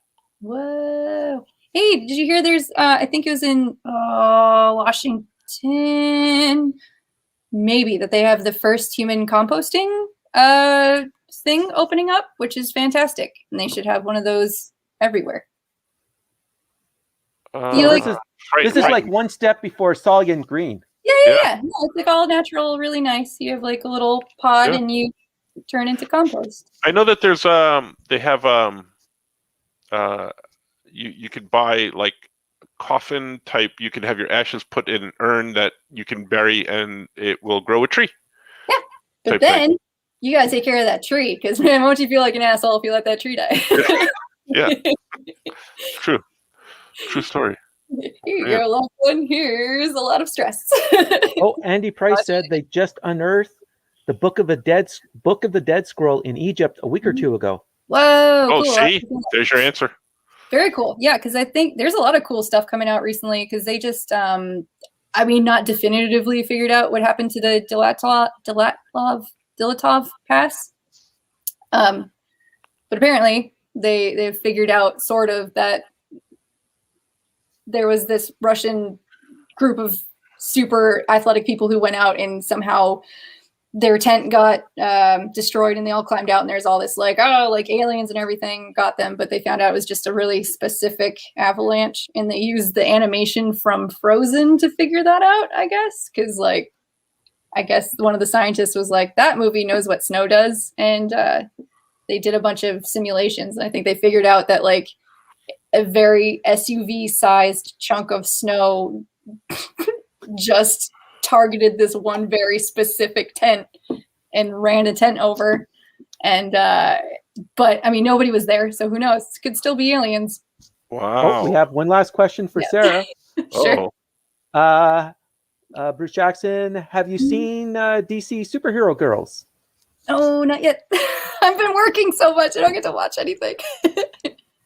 That honestly, that's one of the reasons this show exists now is because I was saying to myself and some of my friends, I was like, I need to watch more stuff because I haven't been watching it. So I'm forcing myself to watch stuff so I could do this and then draw something completely not work related while I do it. So this is my 2 hours a week kind of, catching up and watching stuff and drawing stuff that's not work stuff. Yeah. Well, like for last week, we talked about the first episode of Resident Alien. That made me read the first 3 volumes of Resident Alien to compare it to the TV series. Yeah. We're going to talk about that next week. So I'll watch them by next week. I just didn't get a chance because life stuff. Thanks. So, we should talk about WandaVision. And I know you haven't seen WandaVision. So I heard there was a very Full House-ish episode. Yes. The Twitter told me the thing, and then it said spoilers. Shut my brain off. you should definitely watch them, and then we'll have you back on, and I'm always talking to you anyway as well. I send you memes at least 10 times a day anyway. So absolutely. So thanks for coming on and talking to us about spooky stuff. Yeah, totally. And if you ever want to do like a Halloween more appropriately year. I'm so sorry. I'm just like, hey, it's February, right? Talk about spooky dark. Every day is Halloween. Yeah, it is here. the fun stuff about this show is the name of the show is Catching Up with Franco, and Franco could do whatever the hell he wants on this show. And I forgot my ketchup. Dang it. Yeah, that's all right. We'll get you some mustard next time. Mustard's better anyway. That's why the show's called Catchin Up, and there's a ketchup bottle on it. Mustard be something wrong with your brain to think that ketchup is better. No. Hi, Ketchup- everybody. Ketchup is better because mustard sounds like mouse turds, and ain't nobody want to eat that. Oh, it's delicious. Put it on a pretzel. Oh my god, yay! Convention lunches, pretzel dinner. Thanks, Sara Richard. Thanks, guys. You're I'm gonna also. get some of my haunted stuff back. Say hi to the ghosts. We're gonna go. Bye, ghosts. We're gonna talk about WandaVision. Yay! Bye. Bye. Awesome sauce. Awesome sauce. Yay. All right. It's just All us. And we're going to talk about WandaVision. So if you haven't WandaVision. seen it, bunch of spoiler stuff. So let's talk about WandaVision. Usually we talk about it with the guests, but Sara didn't watch it, and I still wanted her on the show. So now we're going to let her go. And we're going to talk about WandaVision. Did you see it, Wayne? Yes, I did, sir. Yeah. It was awesome. Tell me your thoughts. Yes. You liked it? Not liked it? I see how this can fit into the Doctor Strange movie. Yeah. How so? How so? It's the ending where we got a Pietro, but which Pietro did we get? Yes. Spoilers. Oh my gosh. That was just like, because when they did the shot with him from the back, I didn't know that he was in the series, which was great because I had no idea who was in it. I don't watch any of the. I only watch the trailers, but not any the articles about the series or go on IMDb. But when you saw the back of his head, you're going, "Oh my God, she's brought him back from the dead." And then when he turned around, oh, they're melting. They're merging all the universes together. Yep. And then it was. I love how it was just expertly weaved in the whole episode. Yeah. So, I mean, if you remember our conversation from a couple of weeks ago, I actually called this and I said, this is a perfect way to bring the Fox mutants into this realm. I said they'd be really kind of wasting their chance if they didn't do it here. So I'm kind of glad that they did, because as a creative writer type, that's what I would have done. And they did that. And it was freaky, but I liked this episode because it moved along a little bit more. And I know there's controversy about those first 3 episodes where people like it's moving too slow, and I'm one of them. I still stand by. I think they're moving too slow, and there's some people out there saying that, no, people like you forgot how to watch TV. No, I didn't. I didn't forget how to watch TV. Those first episodes really could have been melded into 1 or 2 episodes instead of being dragged out for those 4 episodes. I really do believe that. However, this episode, and I stand by what I said back then. I said, if the episodes continue where they keep pulling back to those other episodes, I'll be okay with them. And so far, they haven't really done that a lot. I like this episode because from the beginning to the end of the episode, they did pull in a lot of stuff and kind of feed you that, the kids, being born the last episode and then growing up in this episode and then getting bigger, and all that just kind of really drove into the narrative. I liked it. I liked this episode. I liked the setup, and the payoff was just awesome. I think that's me. And it's great about Agnes too, because when she stopped there going, "Do you want to reset?" Like she's so aware. She's self-aware of what's actually happening, that she's in a sitcom. And that just freaks you out that she's aware and she's not freaking out about it. Do you want to reset? Especially when the Vision was going crazy. Oh no, don't let her near the twins. Right. Yeah, there's something else going on there. And I know something's happening. We don't know why, though. That's the whole question. We don't know why she's doing all this. What are your theories there, or out there in TV land? I still think she's had a mental breakdown. Like something happened after Endgame that we haven't seen yet. But she's quite aware. But she's quite aware of everything that's going on. She's aware, but she had something that finally snapped her after Endgame, and then she just went. Or the fact that, as Andrew Clark was brought up a question, why and how did Sword have Vision's body? Was it that the body was taken, and that just was the trigger that snapped her? Well, they did say, as per his wishes, he didn't want to be reassembled because he didn't want to be used for evil or something like that. So I don't know if those were his actual wishes or not. Mm-hmm. I would think so, but yeah, I don't know if it's her losing her grip on reality. I mean, I know that maybe was more of the impetus of things in the comics, but here I'm not so sure because she seems very aware of what she's done. She doesn't seem to be aware of maybe how she's hurting people. Mm-hmm. So I don't know. As someone who likes to take chances in writing and go like the complete opposite of what people are thinking. So they're setting us up for this.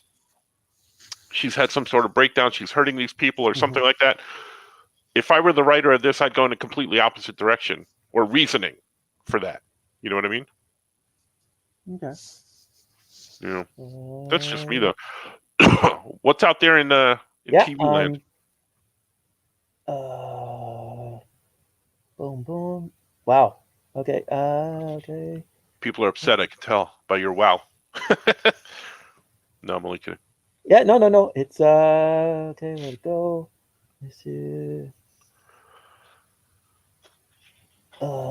Andy Price flipped out. He shot out of his chair. It was a surprise when we saw Pietro. Which Pietro? Jason was saying it's a Marvel's. It is Marvel. They are slow. Andy said he has not had a shock like this since The Sopranos. Anthony, I love seeing Wanda get angry. Such a great actress. We're guessing that the two in the commercial. Oh, Andy Price. We're guessing that the two in the commercial are her parents. Ooh, that's interesting. Yeah. D. Brad, did the Vision have a will? And that's the thing that I don't understand. I agree on that. I don't. Sean, the show is great. It's so creepy, like the Truman Show on crack. It's true. And Sean also says, I agree with Franco and think that Wanda is cray-cray. There's got to be another villain too. Mm-hmm. Now, that's where the whole Agnes can come in. Where is she manipulating Wanda? Well, she's obvious. It's obvious that she knows something. I was just going to say, it's obvious that she knows something. She's very self-aware. But then, so are the other neighbors. Remember the neighbor that was cutting into the wall? Mm-hmm. And a lot of them seem to see. This is why I don't ink with a brush anymore, because this is what winds up happening to my scrap paper all the time. Because I'm always trying to get like a clean point on my brush. But sorry, that's neither here nor there. There's other people that are also self-aware. Mm-hmm. Now, Vision had to look into his coworker's head, to get him to say that he was like, oh my God, I'm being trapped, help, it hurts type thing. But the neighbors and Agnes, they're not like that. Mm-hmm. They are aware of what's happening. They know. So that leads me to believe that there's definitely something else happening, and it's not just her.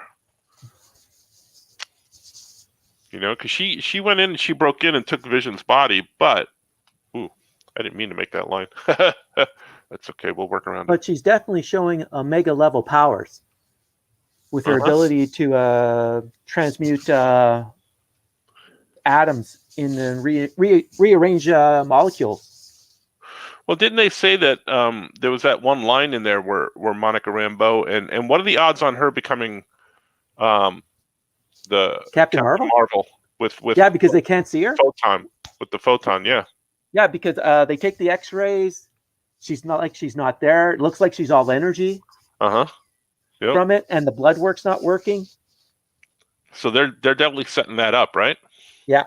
Mm-hmm.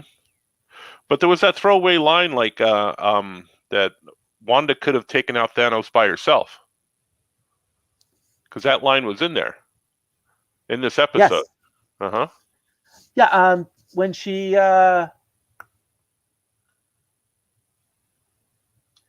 either it's the reference towards Infinity War, where she was taking the soul gem out of the mind gem out of the Vision, and then she could have turned around to attack Thanos, or it's when she came back from the dead, well, from the snap, and when she went up to Thanos and just sort of was ready to do like what Luke did to those to the Death Squad. Yeah, I'm thinking that line referred to that because to me that line read that she can take on Thanos by herself. She can, she could have done something to him, but she didn't, type thing, or she didn't know she could, type thing. I don't know. That's the way I kind of read it, but it could be. Andy Andy Price. Also, the only kids we've seen were in the latest commercials. One white, one black. Who the hell are they? And why are there no other kids? Sean goes, or if this ties into Doctor Strange 2, maybe Mephisto, Dormammu, Mordo, etc., who are looking to manipulate Wanda, maybe even Doom. Yeah.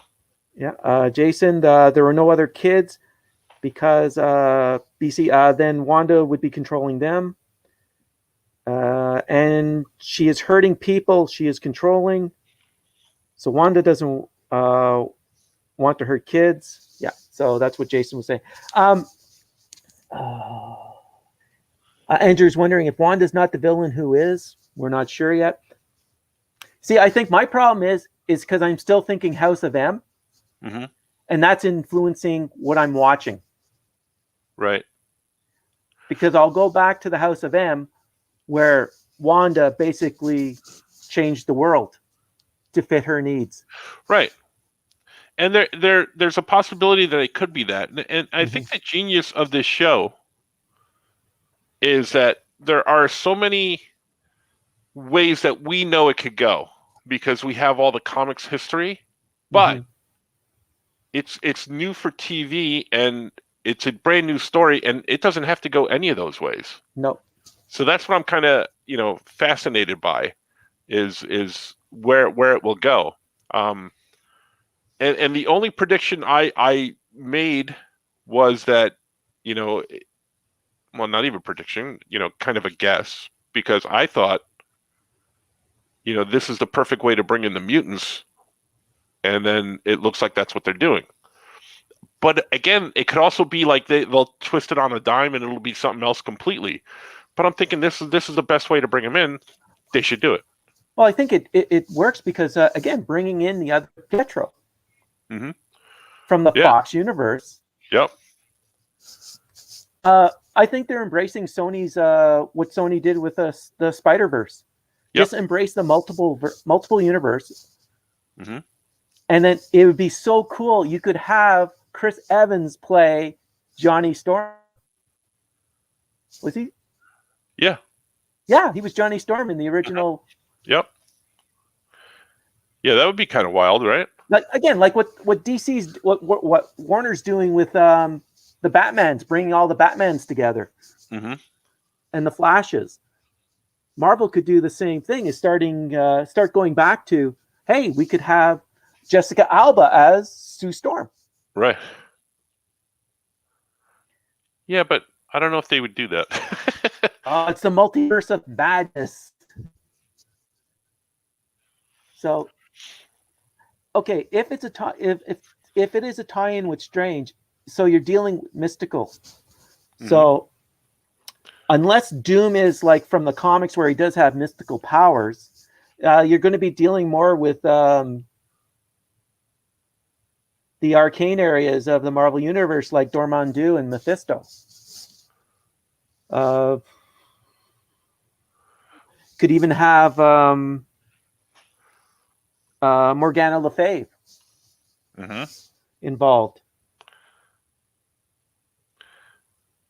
Yeah, see, I mean that's just it. Like it could go anywhere. And that's the fun part, but yeah. Well, how many more episodes are there? Isn't it like 4 episodes altogether? I think it's 9. 9 episodes. So they're at 5. So yeah, there's a lot that could happen still. Oh, there's a lot of story left to be told. Yeah. And I still think, I think Monica is now going to be a new captain. And something happened between her and Carol. Because when Kat Dennings' character talked about Captain Marvel, Right. Oh, yeah. she got all silent. Uh-huh. So something happened between Monica and Carol Danvers. Yeah, I did catch that too. That's right. I'm wondering if it ties in with the mother catching cancer. Because they did make a big deal about that in the hospital, and they kind of just played it off when she was when they brought her back, and she, they made more of a big deal of the snap, people coming back from the snap, than they did of the mom. But she was worried about it. But yes, it's a possibility as well. I didn't think about that. That's what I love in a show. Years ago, did you ever watch Lost? Yes. I hated that show after a while. I loved that show in the beginning. I really wanted to like it, and then reading all these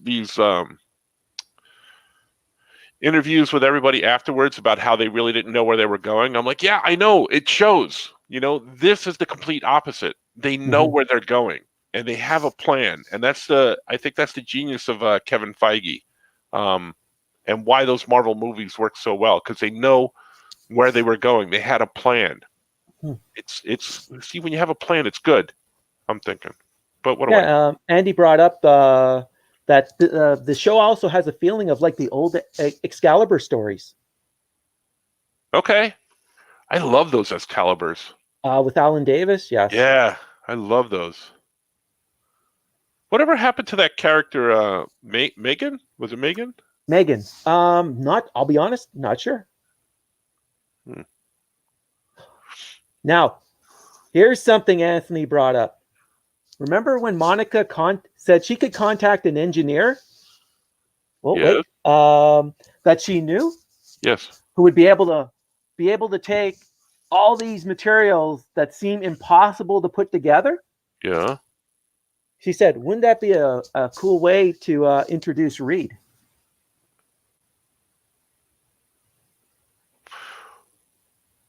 Yeah. Reed Richards. I guess. Yeah, but I don't know that they would do that. Well, they are planning that movie, but yeah.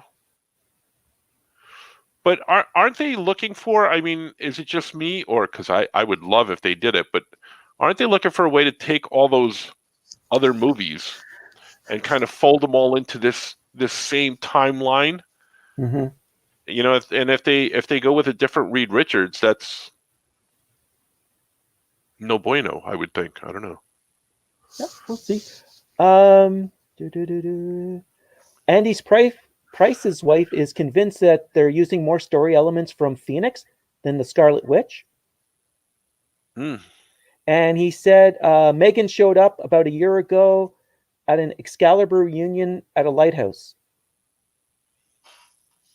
Or Stuart Greenberg says, well, it might not be Reed Richards, but hey, Monica could be contacting Shuri. Well, that's true. In Wakanda. I want to go back to Andy and more like from Phoenix. I want him to explain how so. What is he thinking here? Like how are those elements more from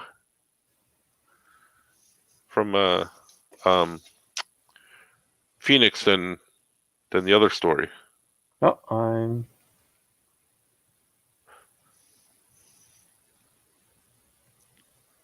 I gotta admit, I'm having fun inking with a brush. I haven't done it in so long, but if I had to do it all the time, I think it would drive me crazy again. Oh, yeah.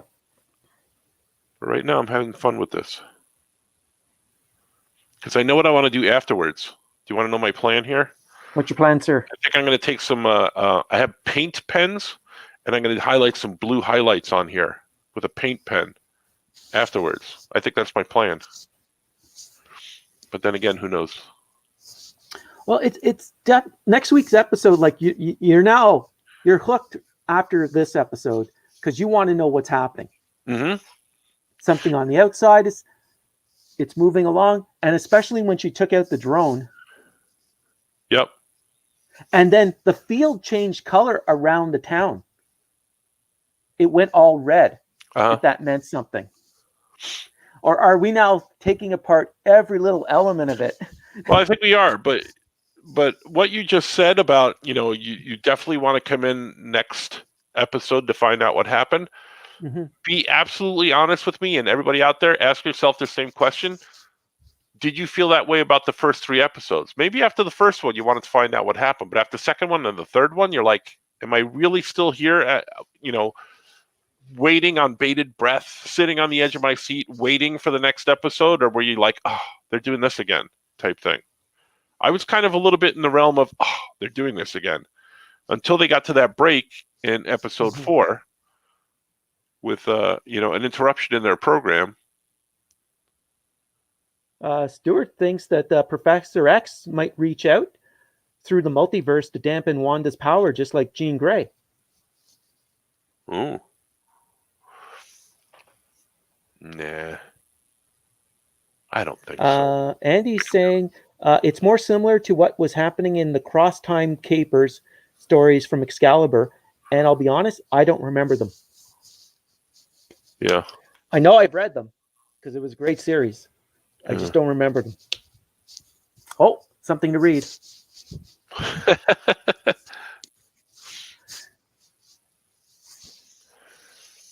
We've got you reading a lot of stuff now. Actually, I'll be honest, ever since helping you and starting into this stream, I've gotten back into reading comics again. You have started my will to read comics, because I'll be honest, after Batman Year Zero, I was out. Really? Oh, that story just drove me insane. And then I started reading some of Tom King's stuff, and I just wasn't getting it. It just wasn't clicking. So I think I was just sort of burnt out from it all, and I needed a long break, and I've had a long break, and the books are piling up. Yeah. Well, they're piling up for me too, because I just bought one, and I didn't need to buy it. Mm-hmm. And I just bought one, and we still have to talk about some old comics that I have. Yeah. But I just bought this the other day, and I just bought this the other day from the comic shop. And the only reason I bought this is because the Great Lakes Avengers are in there. And I love the Great Lakes Avengers, so they had some of the some of the early issues in there. And again, not that I'm going to read this, because it just piles up and sits there. And I have tons of graphic novels and books that I'm never going to read. The other day, just on a whim, I happened to be looking through something, and I saw a Werewolf by Night, I think it was annual, with Morbius in it. Yes. I think it was number 4 or something like that. And I actually called the comic shop. I called Mark at Oh Yeah Comics. I'm like, do you have this? because I suddenly want to read this. And I almost went on Comixology to buy it, because I looked it up. It was $1.99 on Comixology. But I don't. I almost want to spend $13 or $14 because I want to smell the comic as I read it. I have the Werewolf by Night omnibus that I'm going to be reading. I love all that old stuff. Like, for me, if we're getting back to the scary stuff, DC had the best horror comics, with House of Mysteries, House of Secrets, Sinister House of Horror, or something like that. The Witching Hour. Marvel's magazines were amazing, where you had Tales of the Zombie, Dracula Lives, Vampire Tales. The Curtis magazines, where, because they were outside the comic code, they could do a lot more than what you could do within the comic books. And they were just great stories, great artists. Yeah. Yeah. And I'm never going to read any of this stuff. Yeah. Andy goes, old comic smell needs to be a Yankee Candle. Why is it not? That's my question. He's right. I ordered today, because I saw that it came out. There's a new printing of Manhunter by Walt Simonson and Archie Goodwin. Oh, wow. Collecting all of the Manhunter stories. Nice. So I'll be picking that up Sunday at the curbside at the bookstore. Yeah, I was almost thinking of. I think I ordered it. I have to check with Mark, but I know that the big collected What If is coming out, Mm-hmm. and I want that. One of the first comics I remember reading was the What If Spider-Man had joined the Fantastic Four, and at And the they end they had the became 5 on the the. Five. Oh, I love that. I love that book. Yeah. Oh, what if Elektra had lived? Hmm. What if Captain America? I think was it? Oh, it's a Bill Sienkiewicz cover. If he was never unfrozen from the ice, Right. I think it's one of the issues. That's a Sienkiewicz? Wow. Yeah. Talk about a guy. That guy can't draw. Nah. He just throws ink on a paper. It's insane, isn't it? Like, Yeah. like he puts up these drawings, and I'm like, oh my god, I hate this person so much, but in the best possible way. Mm-hmm. You know? Oh, He's a great guy. I love talking with Bill. yeah. I've never had the pleasure. Oh, Jason said, "Hey, from What If? What if the Punisher's family had lived?" Yep. They had a whole bunch of those. Yeah, I want to pick that up. Because I used to have the individual issues, but again, my collecting was very sporadic. Here, there, like a book here, a book there. Because I would always buy them mostly from a drugstore. Yeah. So like I didn't go like every single week, you know. And if I missed a week or if they had sold out, that was it, you know. And they didn't always get all the issues. No. Well, I didn't know that. I thought they did, and they were sold out. And I'd ask them, they're like, "No, that's all we have." Jason talks about for horror, Tales from the Crypt, Haunt of Horror, Vault of Horror, Haunt of Fear, Vault of Horror, the EC comics. I have the huge. When I worked in university, I worked at a comic book store, and so we never got paid. So we got store credit. So I'd save my store credit for books and then pick up the big EC libraries, the black and white reprints. Right. So I have the complete collection that I'll never get rid of because it's just beautiful work. Yeah. Well. But yeah, no, Wanda. It'll be interesting what next week is. Mm-hmm. To see what happens. If she's under control, who's controlling her? Someone, I believe, we had a Enchantress. Oh, Sean was saying the Enchantress could also be controlling her from Asgard, because we haven't seen her yet. That's true. Yeah, there's just too many what ifs or possibilities, and that's what I like about this show. But and no one's responded yet to your question about if you've only watched the first episode or the second episode, would you still be hooked? Everyone's staying sort of quiet. Yeah, I told you from the beginning, I loved it, but I love that kind of quirky type episodes. Like if you saw, like I was watching Kolchak, the Night Stalker. So something like what Wanda was doing, I'm hooked. Right. It's a quirky 50s show, and I'm watching how they're moving from decade to decade. I'm going, oh, I'm good. I'm just gonna ride this puppy. No. I had issues, but hopefully they'll be resolved, and hopefully they won't blow this. I'm thinking. You don't want them to Iron Fist it. See, now the Netflix stuff I haven't seen. I've seen the Daredevil first season, and I've seen Jessica Jones. I haven't seen the rest. I haven't seen the second Daredevil. I haven't seen Punisher. I heard Punisher was good. But yeah, I heard that the Iron Fist was. See, again, another reason why I did this show is because I need to catch up on this stuff. Because Iron Fist was definitely the weakest of the 4 shows. And I love Iron Fist so much. I do. I love it. Yeah. For me, Daredevil, Jessica Jones are almost like neck and neck for quality over the 3 seasons. Then I would go Punisher, Luke Cage, and then Iron Fist. The Defenders was an interesting sort of let's put everyone together. Yeah. I have to watch that, but even some of Jessica Jones, there was a little too much filler. There was too much stuff they were trying to cram into those. Well, I think because of they were doing the 13 episodes, I think it had to do with the amortization of cost of the series. And that's what suffered in the storytelling elements of all of the series. Could have been shortened down. Yes. To probably 9 or 10 episodes and make them tight, and they'd almost be perfect. But because they had to go to 13, there had to have been something to deal with the cost element of it to spread the cost out. Speaking from the accounting side. No, it makes a lot of sense. But see, that's just it. You could see that.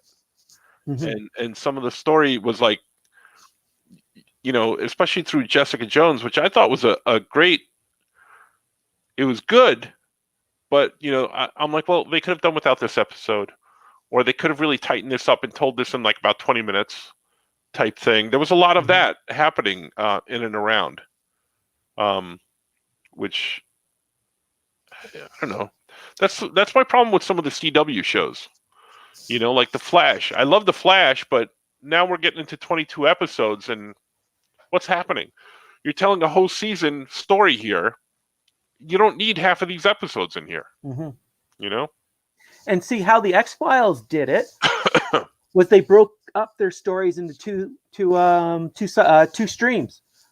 One dealt with the mythology of the UFOs and aliens, and the other one was the monster of the week. Right.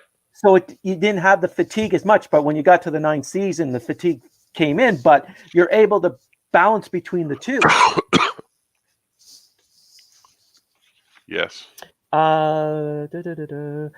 Jason liked the first 3 episodes. Andy adored it from the start.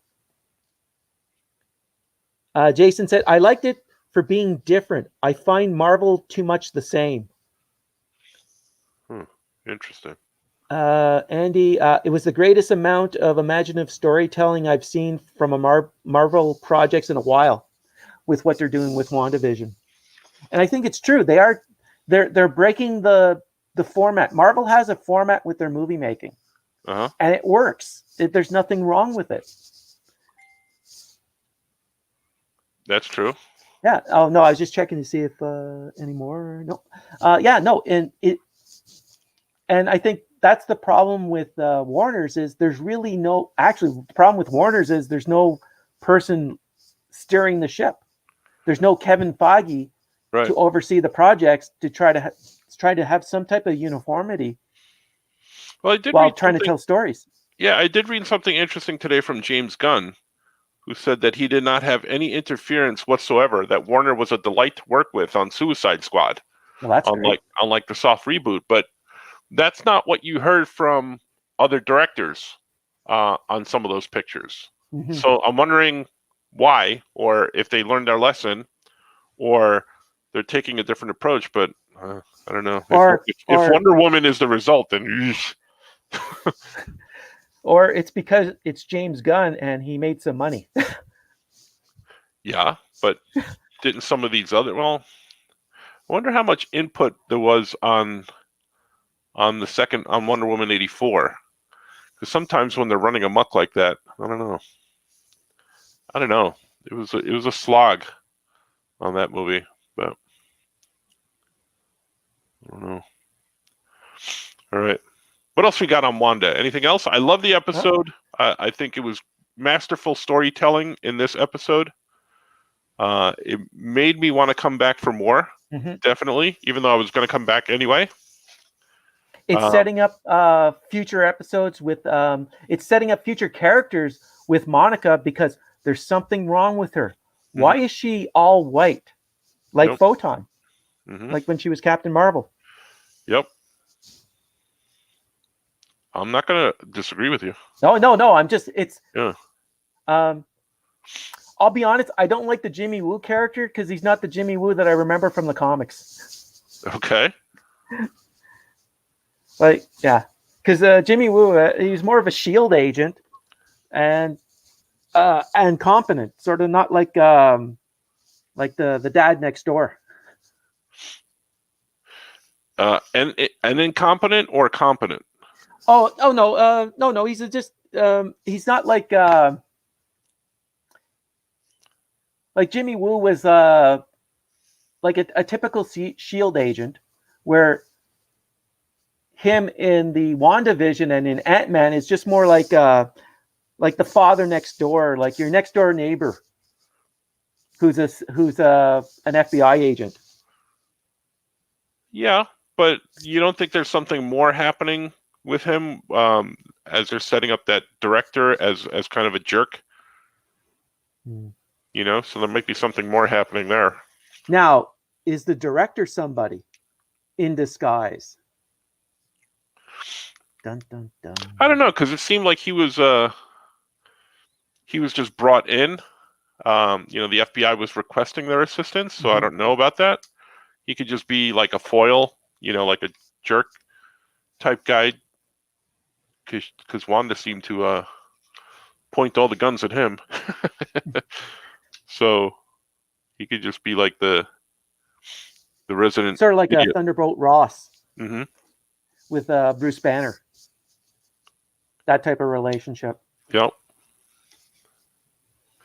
I know my paper's creasing. Too much ink. Interesting. All right. Yeah. What else we got from anybody? I think we covered everything today. Jason said the What If Omnibus comes out in August. I think I ordered it. I'm not sure. I got to make sure with Mark at the store. But yeah no. Other than that, everyone's quiet. I want to get it. All right. Well, I think that'll do it then. I think we talked about everything, unless anybody else out there's got some. Next week, Jason will be here, and we're going to talk. We're going to talk some monster stuff, because he paints these incredible monster kits. So maybe we can get him on camera if he's comfortable showing some of that stuff. And we're going to talk about Kong Skull Island and Godzilla King of the Monsters, and then talk about the upcoming movie, Godzilla versus Kong. So we're going to do that next week, or at least that's my plan anyway. So we'll see. We shall see. And we can actually compare the Godzilla versus Kong to the Toho version of King Kong versus Godzilla. Yeah. At some point. Because that was a horrible, horrible movie. Oh, come on. I have them all. Jeez. Hey, Arthur Adams contributed to that collection. Oh, now him I like. Yeah. No, I like those big things. kaijus. He is a master at that stuff, isn't he? Yes, he is. He can draw any of that stuff. I love his X-Men cover stuff, and I love he was doing the covers to the X-Men Classic for a while, right? When they were reprinting that stuff. Yeah, because John Bolton was doing like the interstitials between stories and the back cover. Nice. Love that stuff. Love it. Okay. Here's my from top to bottom. Let's go to top to bottom and we'll show this. I did some inking on here.